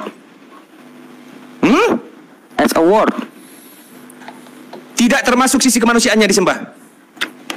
Sisi kemanusiaan 1 Timotius 2 ayat 5. Tidak termasuk sisi kemanusiaannya disembah. Bentar. Gue itu bukan lu. Kalau gue tuh ngomong selalu ada dalil. Bentar dulu, tenang dong. Kalau lu kan cuma nanya-nanya doang kan seumur hidup. Kalau gue kan menjawab. Enak lu cuma nanya, gue kan jawab ini. Karena Allah itu Esa dan Esa pula dia Yesus. Sorry ya, nih gue tunggu. Oke. Dia yang menjadi pengantara antara Allah dan manusia. Apa itu, Dek? Ya ini, yaitu manusia Kristus Yesus. Kemanusiaannya untuk apa? Di sini, yang telah menyerahkan dirinya sebagai tebusan. Itulah pengantara kita. Kemanusiaan Yesus itu sebagai tebusannya itu. Dia itu yang ilahi karena dia adalah firman. Masuk akal ini. Ini masuk akal. Ini masuk akal. Ini baru masuk akal. Artinya Tuhan tidak pernah menebus manusia untuk keluar dari dosa. Yang mana upah dosa adalah maut. Tetapi yang menebus adalah daging. Daging yang menebus, bukan Tuhan. Itu catat. Catat itu baik-baik. Jelas. Lu jelas. Yang ditumpahkan bagi banyak orang untuk pengampunan dosa. Meow. Darahku itu adalah darah Tuhan atau darah daging? Jawab. Darahku. Darah kemanusiaan. Tadi kan saya bilang. Berarti bukan darah tuh. Berarti bukan darah tuh. Berarti yang menebus bukan Tuhan. Berarti kedagingannya yang menebus. Darahku adalah darah Tuhan atau darah manusia? Ada korban kedagingan yang menjadi penebus dosa. Darahku adalah darah Tuhan atau darah manusia? Kok kalian Darahku adalah darah Tuhan atau darah manusia? Jawab. Kalau ngomong tuh keras-keras. Jawab. Cuman modal-modal mic kayak gini. Ya, jawab langsung singkat jawab. Darahku adalah darah Tuhan atau darah manusia? Silakan. Gue harus jelaskan. Ketuhanan Yesus itu disebutnya gelar Mesias loh. Gelar di manusia loh. Dia disebut Tuhan. Dia itu disebut Kyrios. Dia itu adalah gelar dia sebagai manusia loh. Kan udah gue bilang mesti dibedakan antara keilahian Yesus dengan ketuhanan Yesus.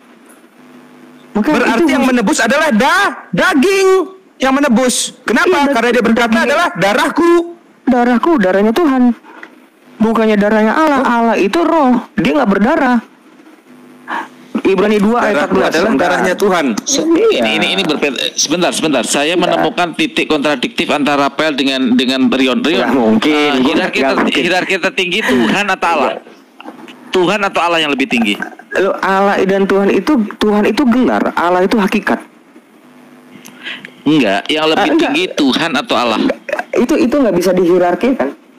Karena lu bentar dulu Pak. Rafael dengan jelas mengatakan bahwa Allah lebih tinggi daripada Tuhan. Enggak, dengar dulu. Enggak. Ini mesti kamu jawab. Enggak ada karena di sana ada pemisahan Allah dan Tuhan. Makanya saya tanya, Allah dengan Tuhan secara hierarki lebih tinggi mana? Itu nggak bisa diparalelkan karena lu membicarakan dua hal yang berbeda. Diparalelkan. Yesus ini sebagai Allah atau sebagai Tuhan? Dua-duanya.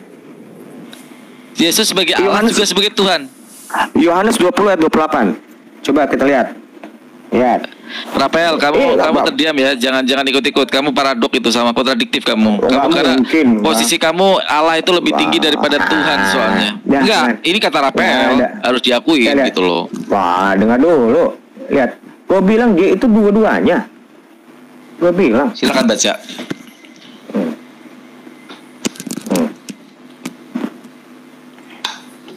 Coba digedein dulu.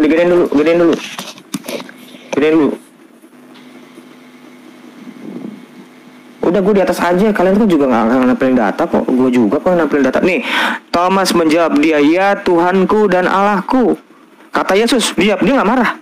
Kata Yesus kepadanya, karena engkau telah melihat aku, maka engkau percaya.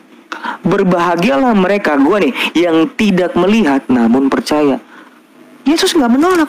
Dia Tuhanku dan Allahku. Memang dia itu Tuhanku, dia sebagai Mesias.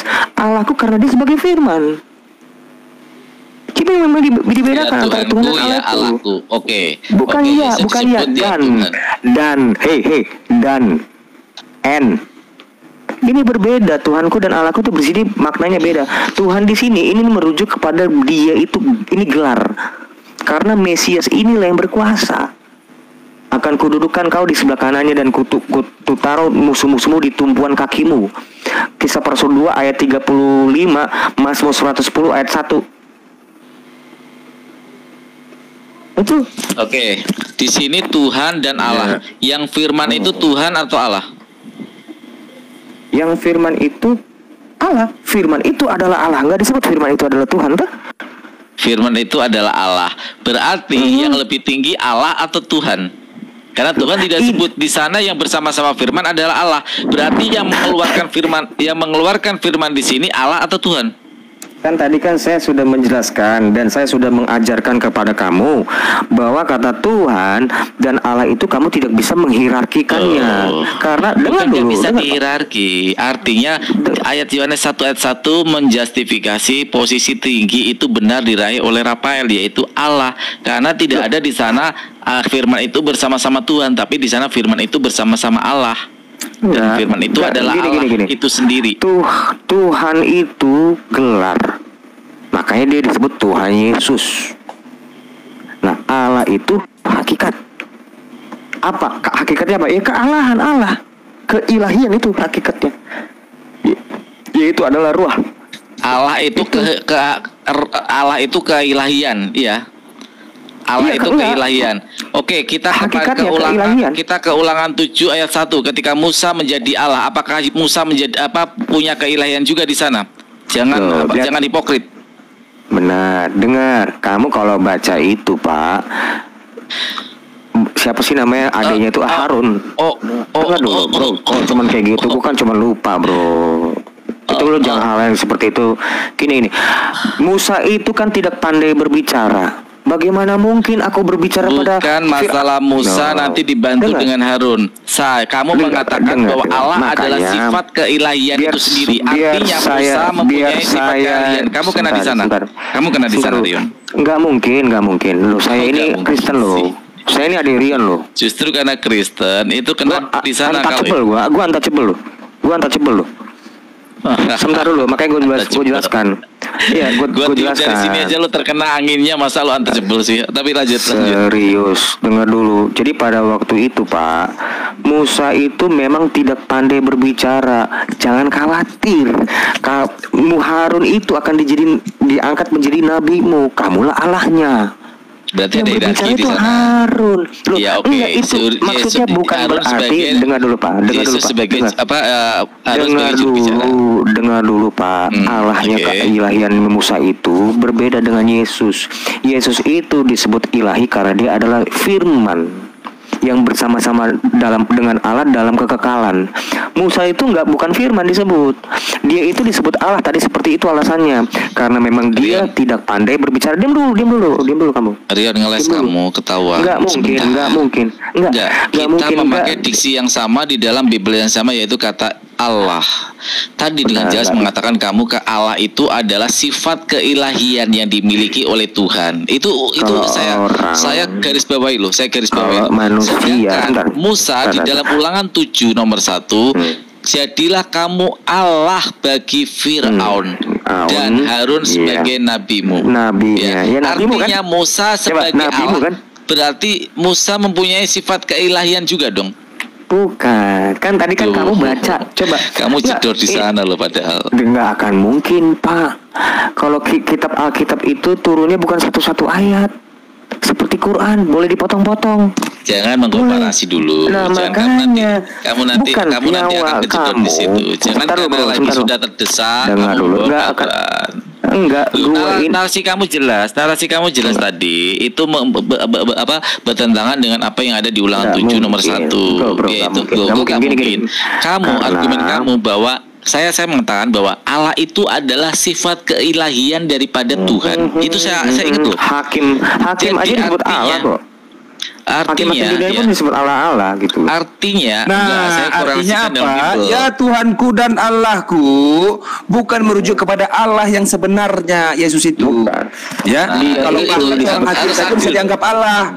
Bukan. Ya, makanya Tuhanku dan Allahku Yesus tidak berbeda dengan Musa.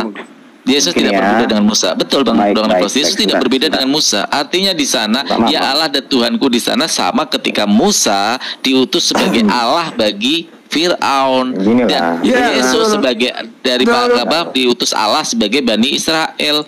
Clear sebenarnya Rion. Bukan begitu. Ayolah. Saya itu enggak, dengar dulu. Saya ini. Kamu ayo mulai ashadu. Bukan gitu, Pak. Dengar, perhatiin dulu. Siapa namanya? Farhan. Gua ini menjelaskan dengan konteksnya. Kalau kamu hanya menawarkan teks, Kamu lepas dari konteksnya. Kalau kamu baca itu sebelum ayat itu, apa yang terjadi? Musa itu, dia itu gagap berbicara. Bagaimana mungkin saya itu tidak pandai berbicara? Kira-kira seperti itu terjemahan bebasnya ya. Gue lupa ininya ayat. Sekarang di kitab kamu kan komplit tuh. Ada ayat gak kenapa Musa itu gagap bicaranya? Enggak, jangan lari ke situ dulu Pak, jangan lari ke situ. Biar kita fokus. Ya, sejarah kamu kan lengkap. Nanti saya bantu kan di Islam ada tuh. Kenapa alasannya Musa gua bisa itu gagap? maunya fokus. Gua itu maunya fokus. Oke, fokus dulu deh. Fokus dulu. Di Al-Quran ada soal. Yang tadi jadi bingung gua stretching apa distract maksud gua. Di sini kan disebut Tuhanku dan Allahku. Stretching emang mau pemanasan. Oke, gue salah maaf. Di sini kan disebut Allahku. Ini dengan kitab yang sama nih. Ini kan Yohanes yang nulis nih, ya. Kitab Yohanes kan Yohanes yang nulis. Bagaimana Allahku yang dimaksudnya Yesus itu seperti apa? Ya ini. Yang dimaksud Allah Yesus itu ini nih. Kenapa Allah? Karena dia adalah Sang Firman. Dia ini adalah ayat 18 ya. Dia ini adalah anak tunggal Allah yang duduk di dalam pangkuan Bapa. Musa itu tidak pernah seperti itu. Musa bukan seperti itu. Dia bukan firman, Pak. Musa itu nggak pernah disebut firman. Dafar memra nggak pernah, Pak. Nggak pernah. Ini loh bedanya. Makanya kamu mesti lihat konteksnya. Rion gini gitu loh. Rion, kita nggak bisa secara hermeneutika dan semiotik, kita nggak bisa melepaskan bahwa apa yang ada di dalam pemahaman kontekstual di ayat di Ulangan 7 nomor 1 di sana bahwa Musa sebagai diutus sebagai Allah buat Firaun, ya. Allah buat Firaun. Nah, kalau kita korelasikan kepada Yesus itu sendiri di dalam Thomas tadi, perkataan Thomas tadi yang mengatakan ya Allah dan Tuhanku, di sana sebagai juga pemimpin, penguasa. Karena kalau kamu menautkan ini, diksi Allah itu sendiri sebagai sifat keilahian, kamu nggak adil. Karena apa? Di sana Musa juga sebagai Allah buat Firaun, dan kamu membawa jauh ke belakang dengan mengatakan Yesus kan firman itu sendiri. Nah, padahal itu sendiri akan bertentangan dengan kitab Kejadian. Bukankah Allah juga Yahweh juga berfirman di dalam kitab penciptaan alam semesta? Berfirmanlah Tuhan, ya. Jadi terjadi paradok, ya. Kalau saya tidak tega mengatakan kontradiktif, ya. Terjadi paradok di sana, Rion, yang artinya ketika kamu mengatakan bahwa ilah atau Allah, ketika Thomas mengatakan ya Allah dan Tuhanku, harusnya kamu parameternya sama seperti itu ketika di dalam Ulangan 7 nomor 1 yang dikatakan Musa sebagai Allah bagi Firaun. Enggak bolak-balik. Itu clear sebenarnya. Kamu itu cuma diulang-ulang terus. Itu kan harus yang sama dari tadi kamu sebelum ngomong ini kan begini juga kan? Gak ada perubahan. Karena itu justru yang memperjelas dari apa yang kamu sampaikan dari keilahian itu sendiri. Ini kan kitab gua. Ya biarkan gua jelaskan. Kamu itu melihat teks. Bukan mau, memang kamu nggak boleh maksa. Kamu itu pendengar. Ini kan kitab saya. Saya harus menjelaskan itu. Kalau kamu ngeliatin teks dilepas dari konteks, nah terjadilah kamu namanya Farhan. Nah ini nih, betul. Tapi permasalahannya kitab kami itu bukan turun satu-satu, bukan turun asbabun nuzul satu-satu ayat, 5 ayat, enggak. Iya, diciptakan sekaligus. Saya tahu. Bukan begitu. Bukan ngomongin tentang ciptaan itu. Dengar dulu. Fokus gue tuh jangan diubah. Gue tuh orangnya fokus. Kalau kamu kayak gini distract gue nih. Makanya fokus dengan pertanyaan, bro. Fokus pada pertanyaan. Benar. Jadi gini, Allah, kamu diam dulu. Sabar ya. Ini coba dirangkai. Kamu diam dulu. Ya, kamu diam dulu. Dan Allahku. Pertanyaannya begini. Allah itu apa? Kamu diam dulu. Allah itu apa? Coba jawab dulu. Kamu diam dulu. Nah, kan saya mau menjelaskan. Enggak, saya mau menjelaskan kenapa di situ disebut Musa itu Allah. Apakah sama dengan Yesus yang disebut Allah? Berbeda. Orang-orang Yahudi pun tidak pernah menyebut dia itu adalah Hasem, nggak pernah. Musa itu tidak pernah Yahudi itu menganggap dia Hasem, enggak. Ya, dia itu disebut Allah. Dengar dulu. Gue mau dengar dulu, Pak. Dengar dulu. Gue jadi distract kalau kamu motong-motong. Yang motong itu cuma boleh Adirion, kalau kamu nggak boleh.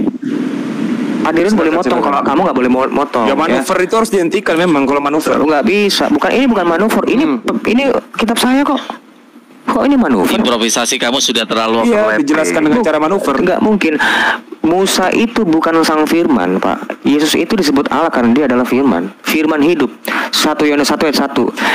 Wahyu 1 ayat 8. Itu firman. Musa bukan firman. Dia itu disebut Ya, Allah. seharusnya jangan disebut Allah dong Musanya. Seharusnya Jangan disebut Allah dong Musanya kalau gitu. Loh, begini, gua mau menjelaskan kenapa dia disebut Allah. Karena pada waktu itu dia itu tidak dapat berbicara dengan baik. Bagaimana gue bisa berhadapan dengan Fir'aun kalau kamu baca itu? Sebut aja orang gagu. Gak ada konteksnya. Ngapain disebut Allah? Sebut aja orang gagu kayak apa? Gak ada konteksnya. Karena Nabi itu, dengar dulu bro, dengar dulu Harun, dengar dulu. Karena memang Nabi itu kan juru bicaranya, kan begitu. Makanya si Harun itulah menjadi nabi untukmu. Musa itu ya adalah Allah. Karena yang berbicara itu kepada Fir'aun ya si Harun ini, bukan si Musa. Karena dia nggak berbicara, yang berbicara si Nabi ini, gitu loh.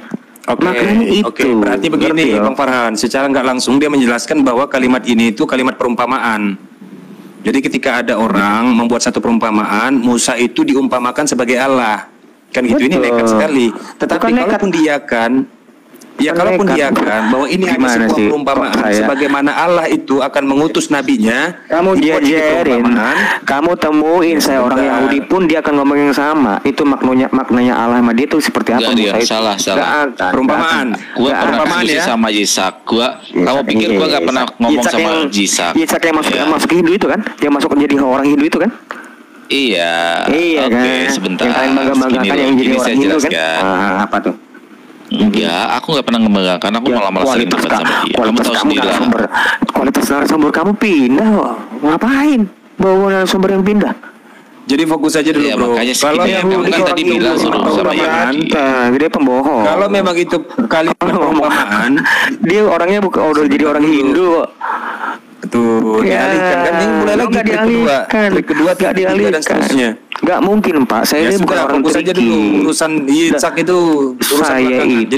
Saya itu kamu jangan begini-begini kayak so jagoan kamu itu.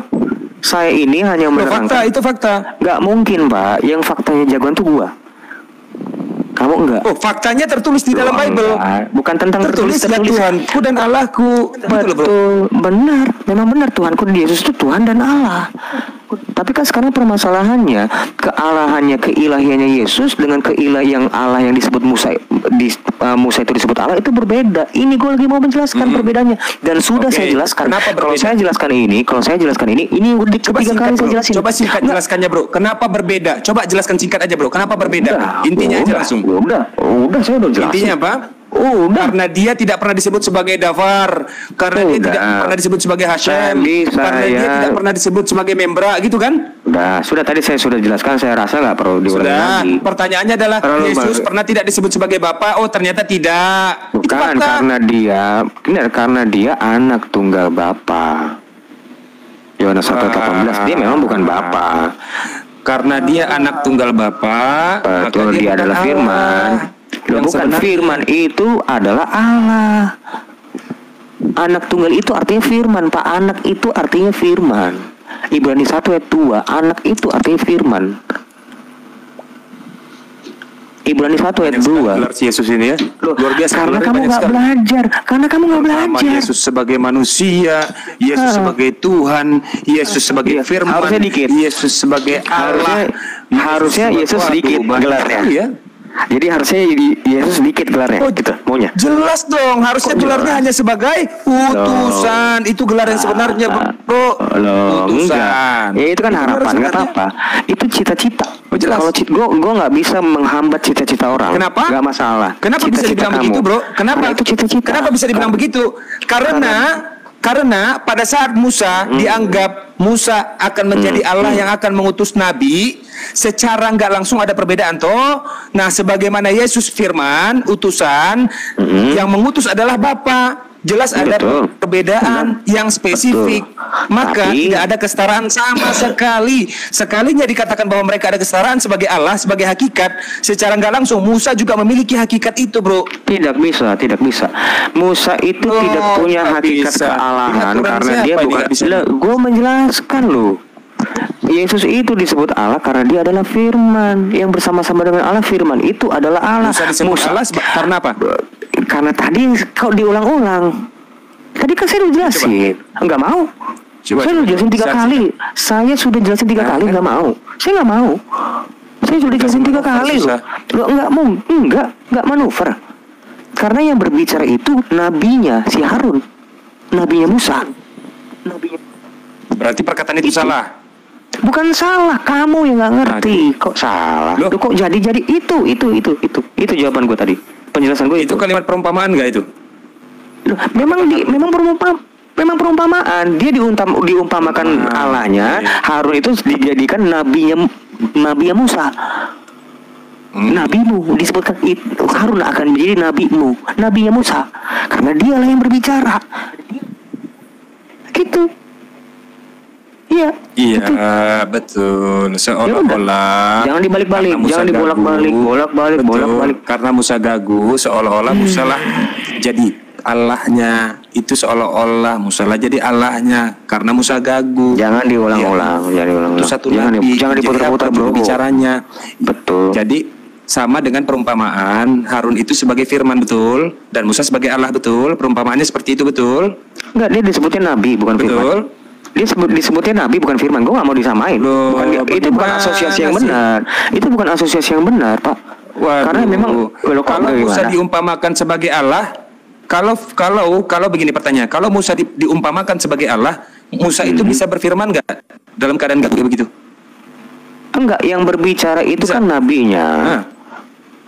Coba ya udah itu firman berarti, bro. Bukan, nggak bisa. Bukan begitu. Ibrani 1 ayat 1. Iya. Bukan, nabi itu nggak pernah disebut firman. Bukan. Nabi itu dia juru bicara. Nabi itu juru bicara, penglihat. Brorion. Begini bro, kalau Musa diumpamakan sebagai Allah, dia bisa berfirman nggak? Ya enggak, dia nggak bisa berfirman. Enggak, kenapa? Karena dia gagu. Tidak pandai berbicara. Gue nggak nyebut gagu ya. Berbicara. Tidak cakap kira-kira seperti itu. Maka yang berbicara siapa? Harun. Maka yang berbicara adalah Harun. Karena dia nabinya. Karena dia nabinya. Ya, seolah-olah dia mewakili perkataan Allah. Betul. Perkataan si Musa, iya betul. Iya betul. Ini kan perumpamaan. Berarti diumpamakan Harun itu menyampaikan perkataan Musa, betul? Betul, yaitu nabi. Bukan firman. Ya udah, itu namanya firman. Bukan. Sebagaimana Yesus menyampaikan perkataan siapa? Perkataan aku tidak berkata-kata dari diriku sendiri. Betul. Ya, karena dia adalah firman. Betul, dia adalah firman. Hologos itu, ya, betul. Nah, celakanya adalah anggap Allah.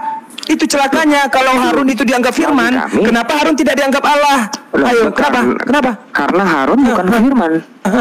Bingung? Enggak bingung. Karena Harun kan ini kan perumpamaan, bro. Ini perumpamaan.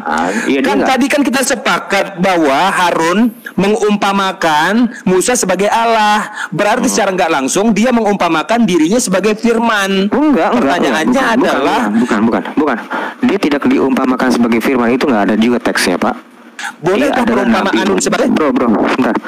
Dia Harun kamu itu jangan banyak piye-piye. Kamu diam dulu makanya. Dia disebut si Harun itu disebut nabimu. Dia tidak pernah disebut firman, Bapak. Ya. Bersusah payah firmannya Musa sebagai Allah mana? Dengar dulu mulutmu, dengar. Sekeras apapun usahamu, Harun itu tidak pernah disebut firman. Oke, sepakat kalau begitu. Kita iakan dan kita aminkan. Baik. Seandainya kita iakan dan kita aminkan bahwa Harun itu bukanlah firman, Harun hanya sebagai nabi. Pertanyaannya adalah ketika Musa diumpamakan sebagai Allah, dia bisa berfirman atau tidak? Itu dijawab karena jelas firman dan Allah tidak terpisah. Itu jelas kan tidak terpisah. Begini loh, itu kan perumpamaan. Dia bukan berarti dia Hasem loh. Ya udah. Kok ya udah apa sih? Bisakah Musa diumpamakan dia berfirman? Bisa nggak Musa diumpamakan dia berfirman ketika dia menjadi Allah? Bisa nggak diumpamakan itu? Gini. Justru penekanannya itu berada di dalam diri Harun karena dia itulah menjadi juru bicara si Musa ini. Nah itu dia, bro. Berarti Dia juru ente bicara, membenarkan bukan perkataan firman. aneh. Gini Pak, Ya ampun. Harun itu juru bicara bukan firman. Faktanya memang begitu, dia bukan firman, tetapi udah, ini kan kalau tadi kita begitu. sepakat ini perumpamaan. Ini Iya. perumpamaan. Tadi kita udah Nah, sepakat, bro. Kita itulah. sepakat dulu lah, bro. Makanya dengar dulu, makanya itulah perbedaan Musa dengan Yesus. Musa itu disebut Allah karena memang dia pada waktu itu begitulah terbelakangnya Itu seperti kan gua- fakta kan, bro. Fakta, Itu fakta betul, kan? betul, Itu kan betul. fakta. Benar, Ketika betul, bicara fakta. soal Musa, ini kan perumpamaan, betul. Itu kan gini loh, Tidak yang sebenarnya, betul. Begini loh, Ketika Pak. bicara soal Musa, Gini, kalau kamu muter-muter terus, Dia gua sudah tahu sebenarnya, gua- pertanyaan ini berbahaya. Enggak. Gini loh, kamu itu cuma muter-muterin jawaban pertanyaan dulu. Ya gue jawab yang sama lah. bukan, bro. Bukan. Bro, bukan gitu, bro. Kamu- Ini Yesus ini kita skip dulu. Dia udah benar, dia udah jadi firman. Dia udah benar. Posisinya gini. Bro, Posisinya Yesus itu udah sekarang, benar. Fokus dengar dulu, lah. Bro. Aduh, lari-lari terus. Neflos gini ya. Posisinya kamu dari tadi nanya, saya menjawab. Kalau pertanyaan kamu diulang-ulang terus, tentu saya jawabnya ulang-ulang terus. Makanya kamu jangan muter-muter. Justru enggak, jawabanmu itu, bro. Justru muter-muter, jawaban itu enggak. membenarkan, bro. Kenapa Jawaban itu disebut benar muter-muter? berarti itu Karena kamu kesimpulannya. nanya muter-muter. Kamu nanya itu terus ya, saya jawab itu Waduh. terus. Ya jangan kayak gitu Bukan dong. gitu. Saya ini Gini ya, ini kita bagi dua. Ini kita dikotomi. Udah. Kan ya? Enggak lah. Bukan kita dikotomi lah. Kita coba buat satu oposisi biner. Jadi gini, bro. Yesus sebagai firman. Yesus sebagai firman. Maka Yesus adalah Allah. Adalah Allah. Karena apa? Karena firman adalah Allah. Betul? Firman adalah Allah. Oke. Lalu ini fakta ya, fakta yang terjadi dan diimani, betul? Oke. Sekarang kita masuk ke Musa. Musa ini perkataan Harun bahwa dia diumpamakan sebagai Allah, betul? Ketika Ya, dia diumpamakan tapi sebagai bukan Allah Allah. secara Tapi nggak bukan Allah. langsung. Berarti bukan Allah kan? Iya, bukan Allah, faktanya bukan Allah lah. Faktanya ya kalau bukan Yesus lah. Allah. Kalau Baik. Yesus beneran Allah. Oke, Itu nah berbeda, ketika itu berbeda. perumpamaan Allah kepada Musa, baik, ketika ada perumpamaan Allah kepada Musa, mana perumpamaan firman-Nya? Di mana perumpamaan firman-Nya? Perumpamaan firman apa? Si Musa. Ya, perumpamaan firman-Nya mana? Perumpamaan Allah kan udah, perumpamaan firman-Nya di mana? Di Harun kan? Bukan Harun itu nabi. Jadi di mana? Disebutnya nabi. Harun itu disebut nabimu. Oke, kalau begitu perumpamaan firman-Nya di mana? Berarti ini adalah Allah yang nggak berfirman, diumpamakan. Loh, karena dia kan dia itu kan tidak bisa berbicara, dia tidak pandai. Ya udah, juru bicaranya itu si nabimu ini, si Harun gitu loh. Betul, bro, betul. Tetapi kan Musa tadi kita itu sepakat, bukan bro. Allah sesungguhnya. Dengar dulu, Musa itu tidak bukan Allah sesungguhnya. Yang mau ditekankan itu adalah si Harun ini sebagai juru bicara. Karena kan dia khawatir nih Musa ini, wah Aduh, aku bro, dijemput gue lagi. gimana ya? Gue ini nggak bisa ngomong, gue gagu. Oh tenang aja loh. Ini nanti ada Harun akan kuangkat menjadi nabimu. Engkau ya Allahnya, kan begitu. Bukan berarti dia berfirman, Pak. Bukan. Ini kan umpama. Iya, berarti Ya. gini, perumpamaan si Musa itu adalah perumpamaan Allah yang tidak ada firman-Nya, betul? Betul? Ya nggak bisa seperti itu karena begini. Nah, nggak bisa sekarang. Tadi udah diikutin terus, ini maunya gimana? Nggak jelas. Kamu tuh suaranya jadi keras kok kamu tuh. Begini, Capek loh perumpamaan untuk Musa adalah perumpamaan Allah yang kamu tidak nggak punya firman, betul? Muter-muter saya. Muter-muter males gua. Perumpamaan Musa sebagai Allah adalah perumpamaan Muter-muter Allah yang kamu. nggak punya firman, betul? Kamu tuh muter-muter ya, saya sih muter-muter terus lah. Nggak jelas, Kalau kan? nanya, nggak jelas lah. Kamu nanyanya muter-muter. Ya iyalah, ini kan konsep yang memang penuh dengan Kan kejanggalan. kan gini loh, ke orang-orang cara-cara kayak kamu tuh. Taruh Trisan, Sudah, lanjutlah. Gini loh, cara-cara seperti kalian tuh basi buat gua. Kalian itu membuat kesan nanya terus, kami nggak, sayangnya nggak bisa menjawab. Loh, pertanyaannya 10 kali, ya gua jawab 10 kali dengan jawaban yang sama. Sampai sekarang, kan itu yang sampai tadi sekarang, bro, terjadi, Pak. Bro, sampai Itu yang- sekarang paru ente itu belum menjawab. Nah, itu Paru kan ente belum menjawab. Apakah perumpamaan Musa itu adalah Allah yang nggak punya firman atau punya firman? Perumpamaan itu jawab, bro. Dari tadi ditungguin. dia Jawab, itu bro. tidak, nggak gini loh, latar belakang nggak bisa dibuat seperti itu, Pak. Tidak bisa dibuat seperti itu karena latar belakang itu dia disebut Allah karena dia nggak bisa berbicara. tenang aja. Diangkatlah Nabi Harun itu menjadi nabimu. Dialah yang akan berbicara kepada Firaun gitu loh. Bukannya berarti dia itu adalah Allah. Bukan, dia kan memang gagu. Nah, kamu kan mau bilang, oh berarti Musa itu adalah Allah yang nggak bisa berfirman kan? Kan gitu. Nah ini kan nggak boleh kayak gitu. Pemahaman seperti itu yang gue hindarin. Brengsek. Gitu kira-kira. Gimana Trisan? Halo. Assalamualaikum warahmatullahi wabarakatuh bagi yang muslim ya. Assalamualaikum warahmatullahi wabarakatuh. Iya. Kalau diulang-ulang mulu capek bro. Iya lu kan enak cuma nanya. Laga lu kok so jagoan juga. Bang Ade Reon boleh nanya nggak bang? Ya, ini masih dalam satu konsep kok. Tapi aku nanyanya dalam logika ya. Gua ini superstar di sini. Memang gua superstar di sini. Memang gua ditanya terus. Iya makanya. Iya Ditanya Ade Rionnya jangan ditanya. Aduh. Oh kalau gua rockstar jangan marah. Oh Ade Rion ya mau gua tanya bro. Sorry. Gak apa-apa bang. Gak apa-apa bang. Kebetulan aku baru mualaf alhamdulillah. Jadi aku mau bertanya yang selama ini aku alhamdulillah udah temukan sih jawabannya. Oke kalau gitu lanjut. Nah jadi gini bang, oke lah dalam konsep tadi itu aku ikutin alur abang semuanya yang abang yakinin Tuhan itu Yesus ya, yang Tuhan disalib. dan Allah. Tuhan dan Allah. Aku yakinin, aku masuk lah istilahnya. Kalau yang disalib itu kemanusiaannya pak. Ya oke, aku masuk. Yang jelas Tuhan dong yang disalib ya. Tujuannya disalib buat apa bang? Menebus dosa. Nah, menebus dosa manusia ya bang ya. Intinya seluruh umat dia ya bang ya. Iya, barang siapa yang percaya pada dia, maka dosanya maka dosanya akan dihapuskan. Istilahnya ditebus bukan hanya itu. Penebusan itu bukan cuma hanya terkait tentang dosa. Nggak hanya tentang itu, tapi tentang kodrat manusia itu yang dipulihkan. 2 Petrus 1 ayat 4. Istilahnya tuh karena begini Pak, sebelum Yesus disalib pun Yesus berbicara kepada perempuan yang dituduh berzina itu, pulanglah, dosamu telah kuampuni. Itu sudah ada pengampunan, bukan berarti orang yang itu doang. Orang yang meyakini Yesus tuh dosanya diampunin ya Pak ya? Diampuni, tapi bukan berarti semena-mena dalam untuk melakukan dosa. Roma 6 ayat 1 dan 2. Lah, kan katanya Kak Tuhan loh Pak yang bunuh diri buat nebus dosa manusia. Masa nggak ada. Tidak ada konsep bunuh diri ya. Kalau bunuh diri itu kamu harus bisa dengar Pak. Kalau kamu nyebut bunuh diri, kamu harus bisa tunjukkan Yesus itu makuin tangannya sendiri. Oke, dibunuh maksudnya kan dia dibunuh memang. Kalau dibunuh sama bunuh diri, kalau dibunuh sama bunuh diri berbeda. Kamu jangan sembarangan. Ya, oke, dibunuh. Itu. Diksi gitu yang benar Pak, pilih-pilihannya. Kalau kamu ngomong sama saya. Iya benar. Oke, dibunuh. Aku ikutin semua yang Bapak dibunuh ya. Nah, jadi kan dia dibunuh itu buat menghapus semua dosa-dosa umatnya kan? Ya, dan memulihkan kodrat manusia. Nah, sama buat memulihkan kodrat manusia yang waktu itu lahir apa yang sampai sekarang, Pak? Sebelum Yesus datang pun itu semua sampai dosanya Adam pun. Sampai sekarang.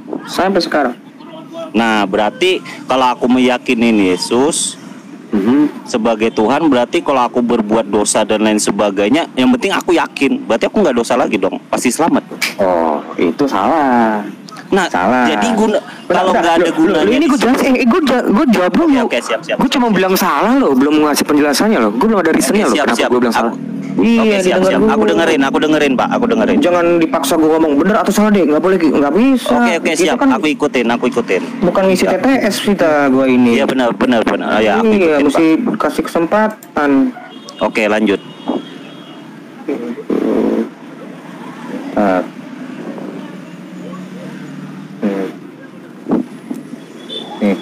Gedein dulu. Rockstar nih mau nyanyi dulu nih. Suwe lu. Gedein dulu. Namanya juga rockstar, bro. Rockstar tuh ditanya. Nggak pernah ada rockstar nanyain fans gimana kamu, enggak. Fans nanya ini. Nih, jika demikian, apakah yang hendak kita katakan? Bolehkah kita bertekun dalam dosa supaya semakin bertambah kasih karunia itu? Lihat, sekali-kali tidak. Jadi kalau kamu ngomong seperti itu, ditangkis. Tidak seperti itu. Bukankah kita telah mati bagi dosa? Bagaimana kita masih dapat hidup di dalamnya? Itu. Jadi kalau kamu menyebut seperti itu salah. Itu bukan keyakinan kekristenan, bukan seperti itu. Ya, nanya Tuhan dibunuh itu buat apa, Pak? Kalau istilahnya tuh dosa kita tetap aja kita yang tanggung gitu loh. Betul. Memang dosa itu semua, sebentar. Galatia 6 ayat berapa ya? Sebentar. Wait ya. Perjanjian Kalau lama, kayak gini-gini. Perjanjian lama. Enggak, gue tunjukin perjanjian lama dan perjanjian baru. Bahkan. Pak, biar lebih jelas kan. Biar teman-teman juga di bawah tahu maknanya dibunuh itu apa gitu. Di dalam Yesaya 18 ayat 20 dan Galatia 6 ayat 5 itu sudah jelas. Orang yang berbuat dosa itu yang harus mati. Anak tidak akan turut menanggung kesalahan ayahnya, dan ayah tidak akan turut menanggung kesalahan anaknya. Orang benar akan menerima berkat kebenaran, dan kefasikan orang fasik akan tertanggung atasnya. Rasul Paulus juga menegaskan kembali itu di Galatia 6 ayat 5. Sebab tiap-tiap orang akan memikul tanggungannya sendiri. Kan tadi kan saya udah bilang tentang masalah Yesus itu menebus dosa itu, menebus manusia dalam dosa itu dengan keberdosaannya itu melepas kuasa iblis, kuasa maut, iblis dan maut. Kuasa iblis, dosa dan maut. Makanya Yesus di Ibrani 2 ayat 14, untuk apa dia mati? Supaya dia bisa memusnahkan iblis yang berkuasa atas maut.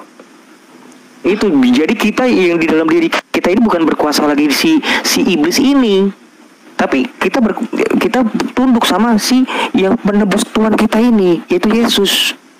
Itu maknanya, Pak. Dan juga memulihkan kodrat manusia yang sudah hancur karena dosa.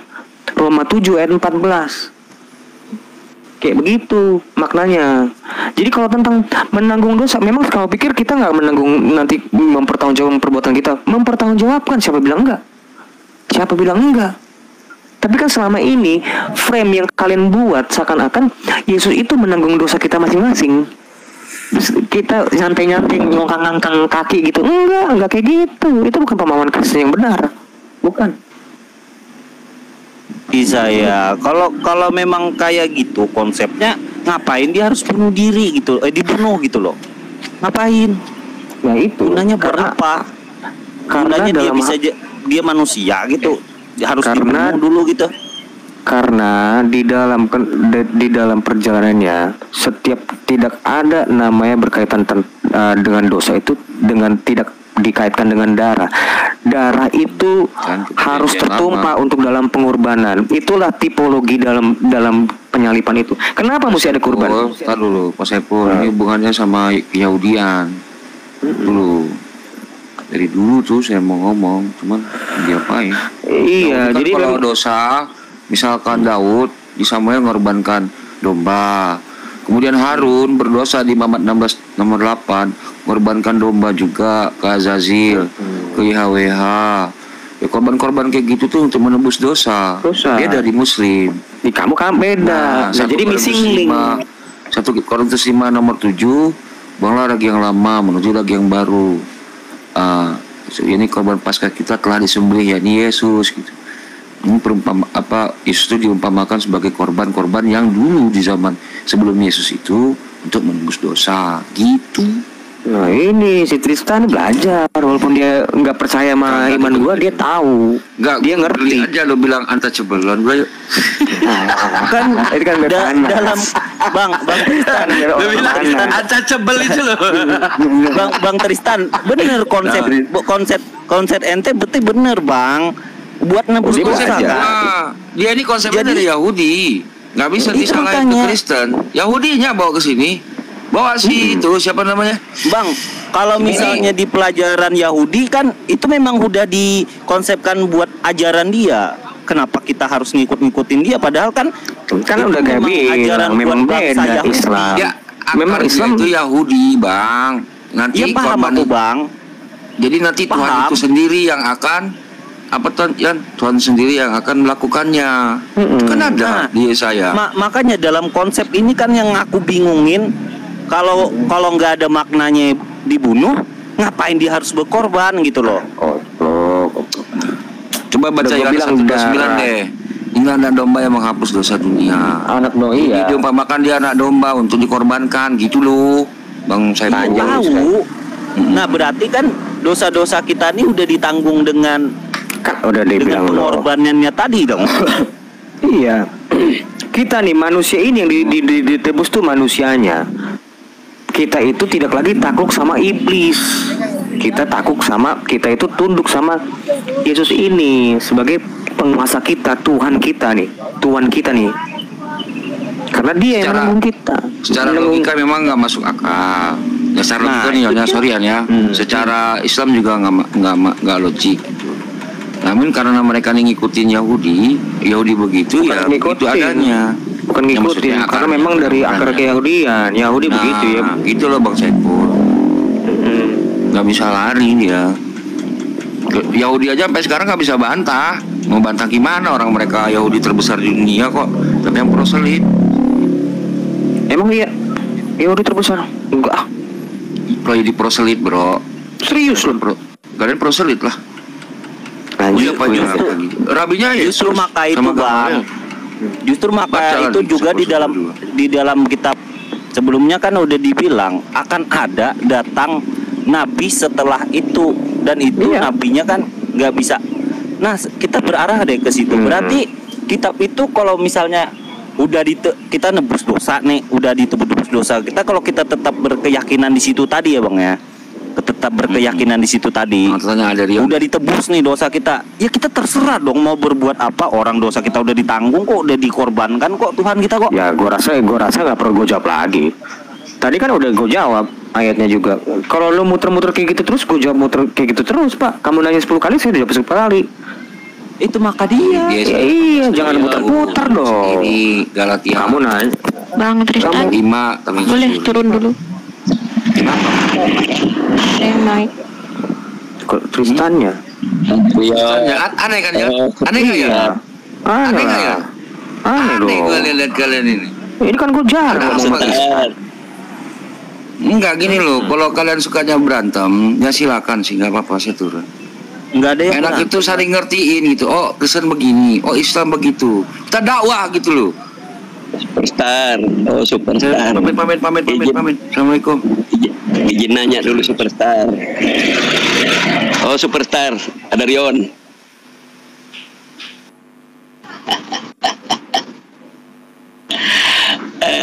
Turun. Tak berani sama aku itu. Sebenarnya aku naik ini bukan ke maksud apa. Aku sebenarnya ngefans. Sebenarnya begini saudaraku, penebusan dosa sebenarnya itu beramal. Nah, kalau itu masuk di akal beramal supaya dosa-dosa kita semakin artinya berimbang gitu. Nah, itu kalau itu masuk di akal, tapi dengan begitu. Tristan itu salah paham juga. Saya mau nanya itu sebenarnya ulangan 6 ayat 4. Di situ hai Bani Israel, Tuhan Allah kita Allah yang Esa. Ini perjanjian lama dong. Nabi Musa apakah beda Tuhannya Nabi Musa dengan Tuhannya si Paulus ini Tuhan Yesus. Nah ini sebenarnya di kitab Kejadian juga deh, Kejadian 2 ayat 18. Di situ Tuhan Allah juga. Bagaimana ini Tuhan Allah semua di Kejadian dengan di apa namanya ulangan? Kenapa berubah di perjanjian baru ini kalau tidak belajar itu kitabnya? Ini sebenarnya bukan melawan Al-Quran itu deh. Dia harusnya melawan dulu begini PSPB. Nah, begitu aja PL versus PB. Dia salah itu melawan dia itu sendiri dengan kitabnya, separuh kitabnya PB, separuh kitabnya PB. Nah, jadi Bang sebelumnya tuh maaf ya, salah nggak kalau aku berkeyakinan orang Tuhan kok yang nebus dosa gue? Ya terserah gue mau berbuat dosa di sini apa. Orang udah ditebus kok sama Tuhan loh yang nebus, bukan manusia yang dianggap tadi ya Bang ya. Kita sabar. Salah nggak? Salah nggak kalau aku berkeyakinan jadinya seperti itu? Di situ telah berputar-putarnya dek. Ini Kristen ini kadang-kadang orang sama di tempat orang sama lainnya lagi bilangnya menolak lagi bukan dosa pribadi, tapi dosanya Adam. Karena Adam berdosa membuat kita ini tidak hidup kekal. Nah, ditebuslah dosa Adam supaya manusia ini hidup kekal. Mana ada orang hidup kekal di dunia? Meninggal semua nanti baru kita hidup kekal. Assalamualaikum Bang Al. Waalaikumsalam warahmatullahi wabarakatuh. Saya pernah debat dengan pendeta Henry Dande. Tajam, kita sapa dulu saudara kita. Aku jujur Bang, aku nih mualaf baru dalam bulan-bulan ini. Alhamdulillah. Waalaikumsalam warahmatullahi wabarakatuh. Waalaikumsalam warahmatullahi wabarakatuh. Alhamdulillahnya karena konsep itu tadi Bang yang bikin aku yakin Islam itu benar. Apalagi nih, subhanallah lah, aku akhirnya duduk juga nih sama Bang Neplos, Bang Zuma kan ini. Bang, aku iya deh. Kalau saya menarik deh, lihat waktu korban pertama Musa ini, waktu dia mendirikan kemah, mau memasuki tanah perjanjian, dia mau mencarikan tempat tanahnya untuk ditempati orang-orang yang diperbudak ini, artinya orang dulu diperbudak, dijajah bangsanya orang raja. Dia itu kan korban di dekat kemahnya, bilang Musa, hapuslah darahnya di kemah ini, jangan sembarang menghapus darahnya. Kemudian setelah berdiri bait Allah, budaya ini dijadikannya menghapus di misbahnya atau di mimbarnya gitu.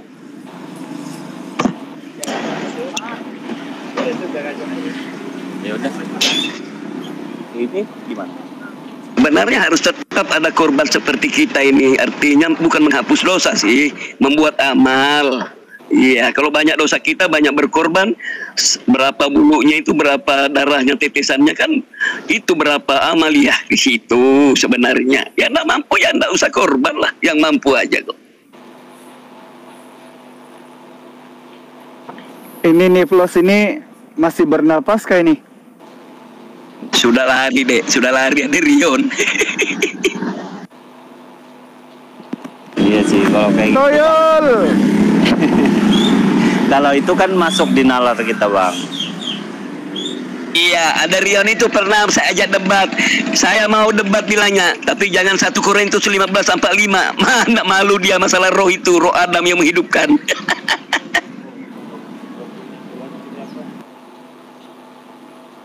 Baru saya typing di bawah mau dinaikin sudah turun.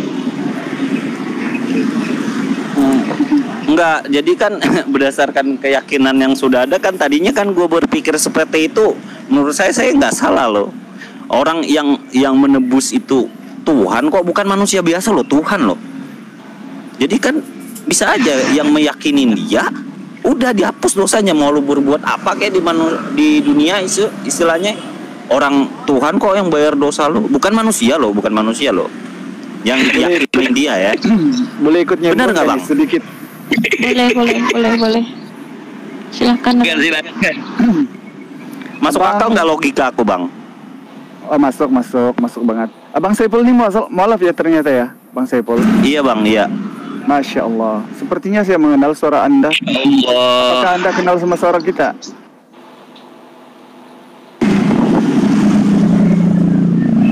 Kurang jelas Bang. Kurang jelas. Jadi gini ya. Sebenarnya gini, Islam percaya nggak sama Yesus itu sebagai utusan? Tadinya Bang, kalau Islam sih percayanya Nabi Musa bukan Yesus. Enggak. Yang aku pelajarin baru-baru ini ya Bang ya.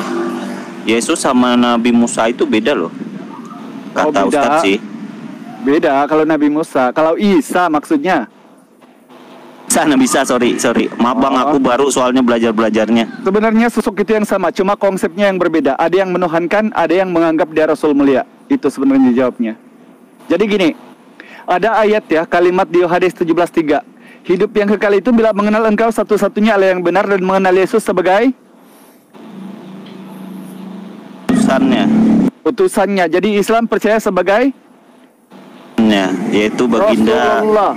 Rasulullah, abduhu wa rasuluh, hamba dan utusannya, betul? Nah, sekarang Kristen percaya Yesus sebagai Tuhan. Ayatnya di mana? Oh, masa ayat? Nggak ada kan?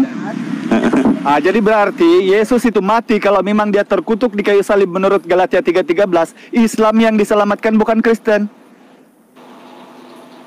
Sebab hidup yang kekal, jaminan yang diberikan oleh Yesus adalah mengenal dia sebagai, ulang lagi, sebagai Utusan. utusan, bukan Tuhan toh? Bukan.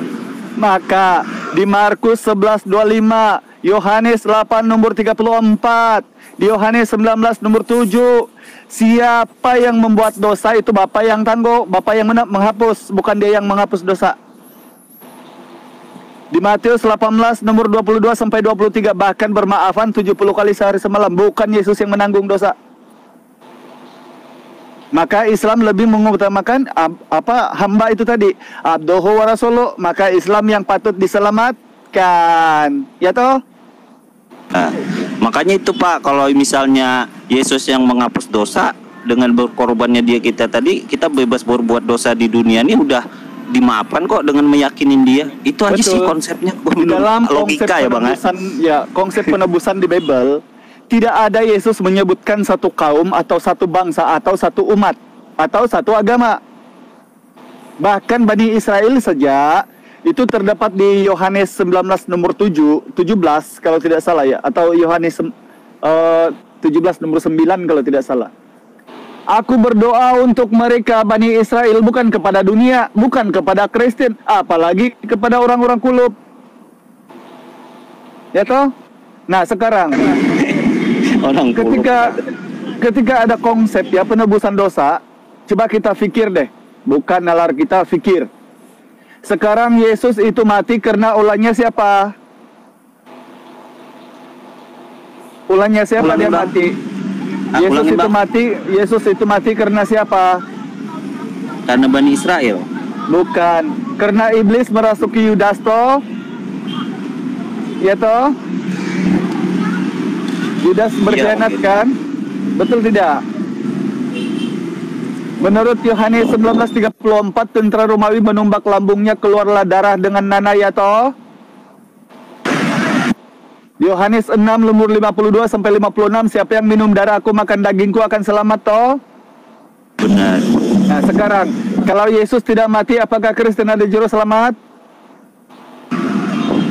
Enggak. Enggak ada. Jadi sekarang Kristen berterima kasih harusnya kepada siapa? Pada Bani Israel.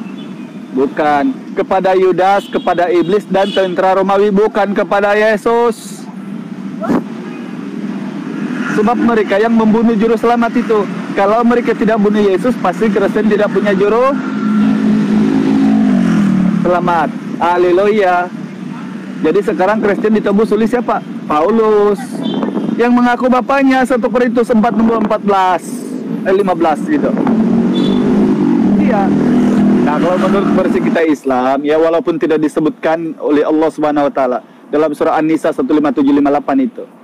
Ya, wa taqullu wa ma sulabuhum wa ma sulabuhu walakin subialakum. Wa ma sulabuhu wa ma qataluhu walakin subialakum. Ya kan? Nabi Isa itu memang ada sih penyaliban, bukan kita menyangkal itu. Ada penyaliban di Al-Qur'an pun disebutkan. Tetapi bukan Isa yang disalib itu diserupakan, sementara Isanya diangkat. Nah, menurut versi Bible ya, di Yohanes 18 nomor Yohanes 3 atau Yohanes 18 tuh. Saya udah lupa ayatnya. Itu ketika Yudas membawa tentara Romawi itu, 3 kali dia memperkenalkan, akulah dia 3 kali. Masa kan Yudas itu tidak kenal sama gurunya sendiri? Sementara Yudas yang membawa mereka. Nah, ini jelas bahwa ambigunya di Bible itu. Akulah dia katanya. Ya, yang bangkit makan ikan goreng itu siapa itu ya? Nauzubillahi min zalik. Ini Bang Niplos masih bernyawa nggak ini? Coba dikejutkan dulu host. Bang Niplos. Bang Niplos. Toyo betul. Bang Neplos. Jadi jodoh. Astagfirullahaladzim. Baru diketik-ketik di bawah bilang naikin Al-Hidayah, sudah kabur mereka si Tristan sama Sirion. Kabur dia Pak. Aku baru masuk kabur, sudah belum sempat aku ngomong. Bang Neplos, bukan abang ini, adik.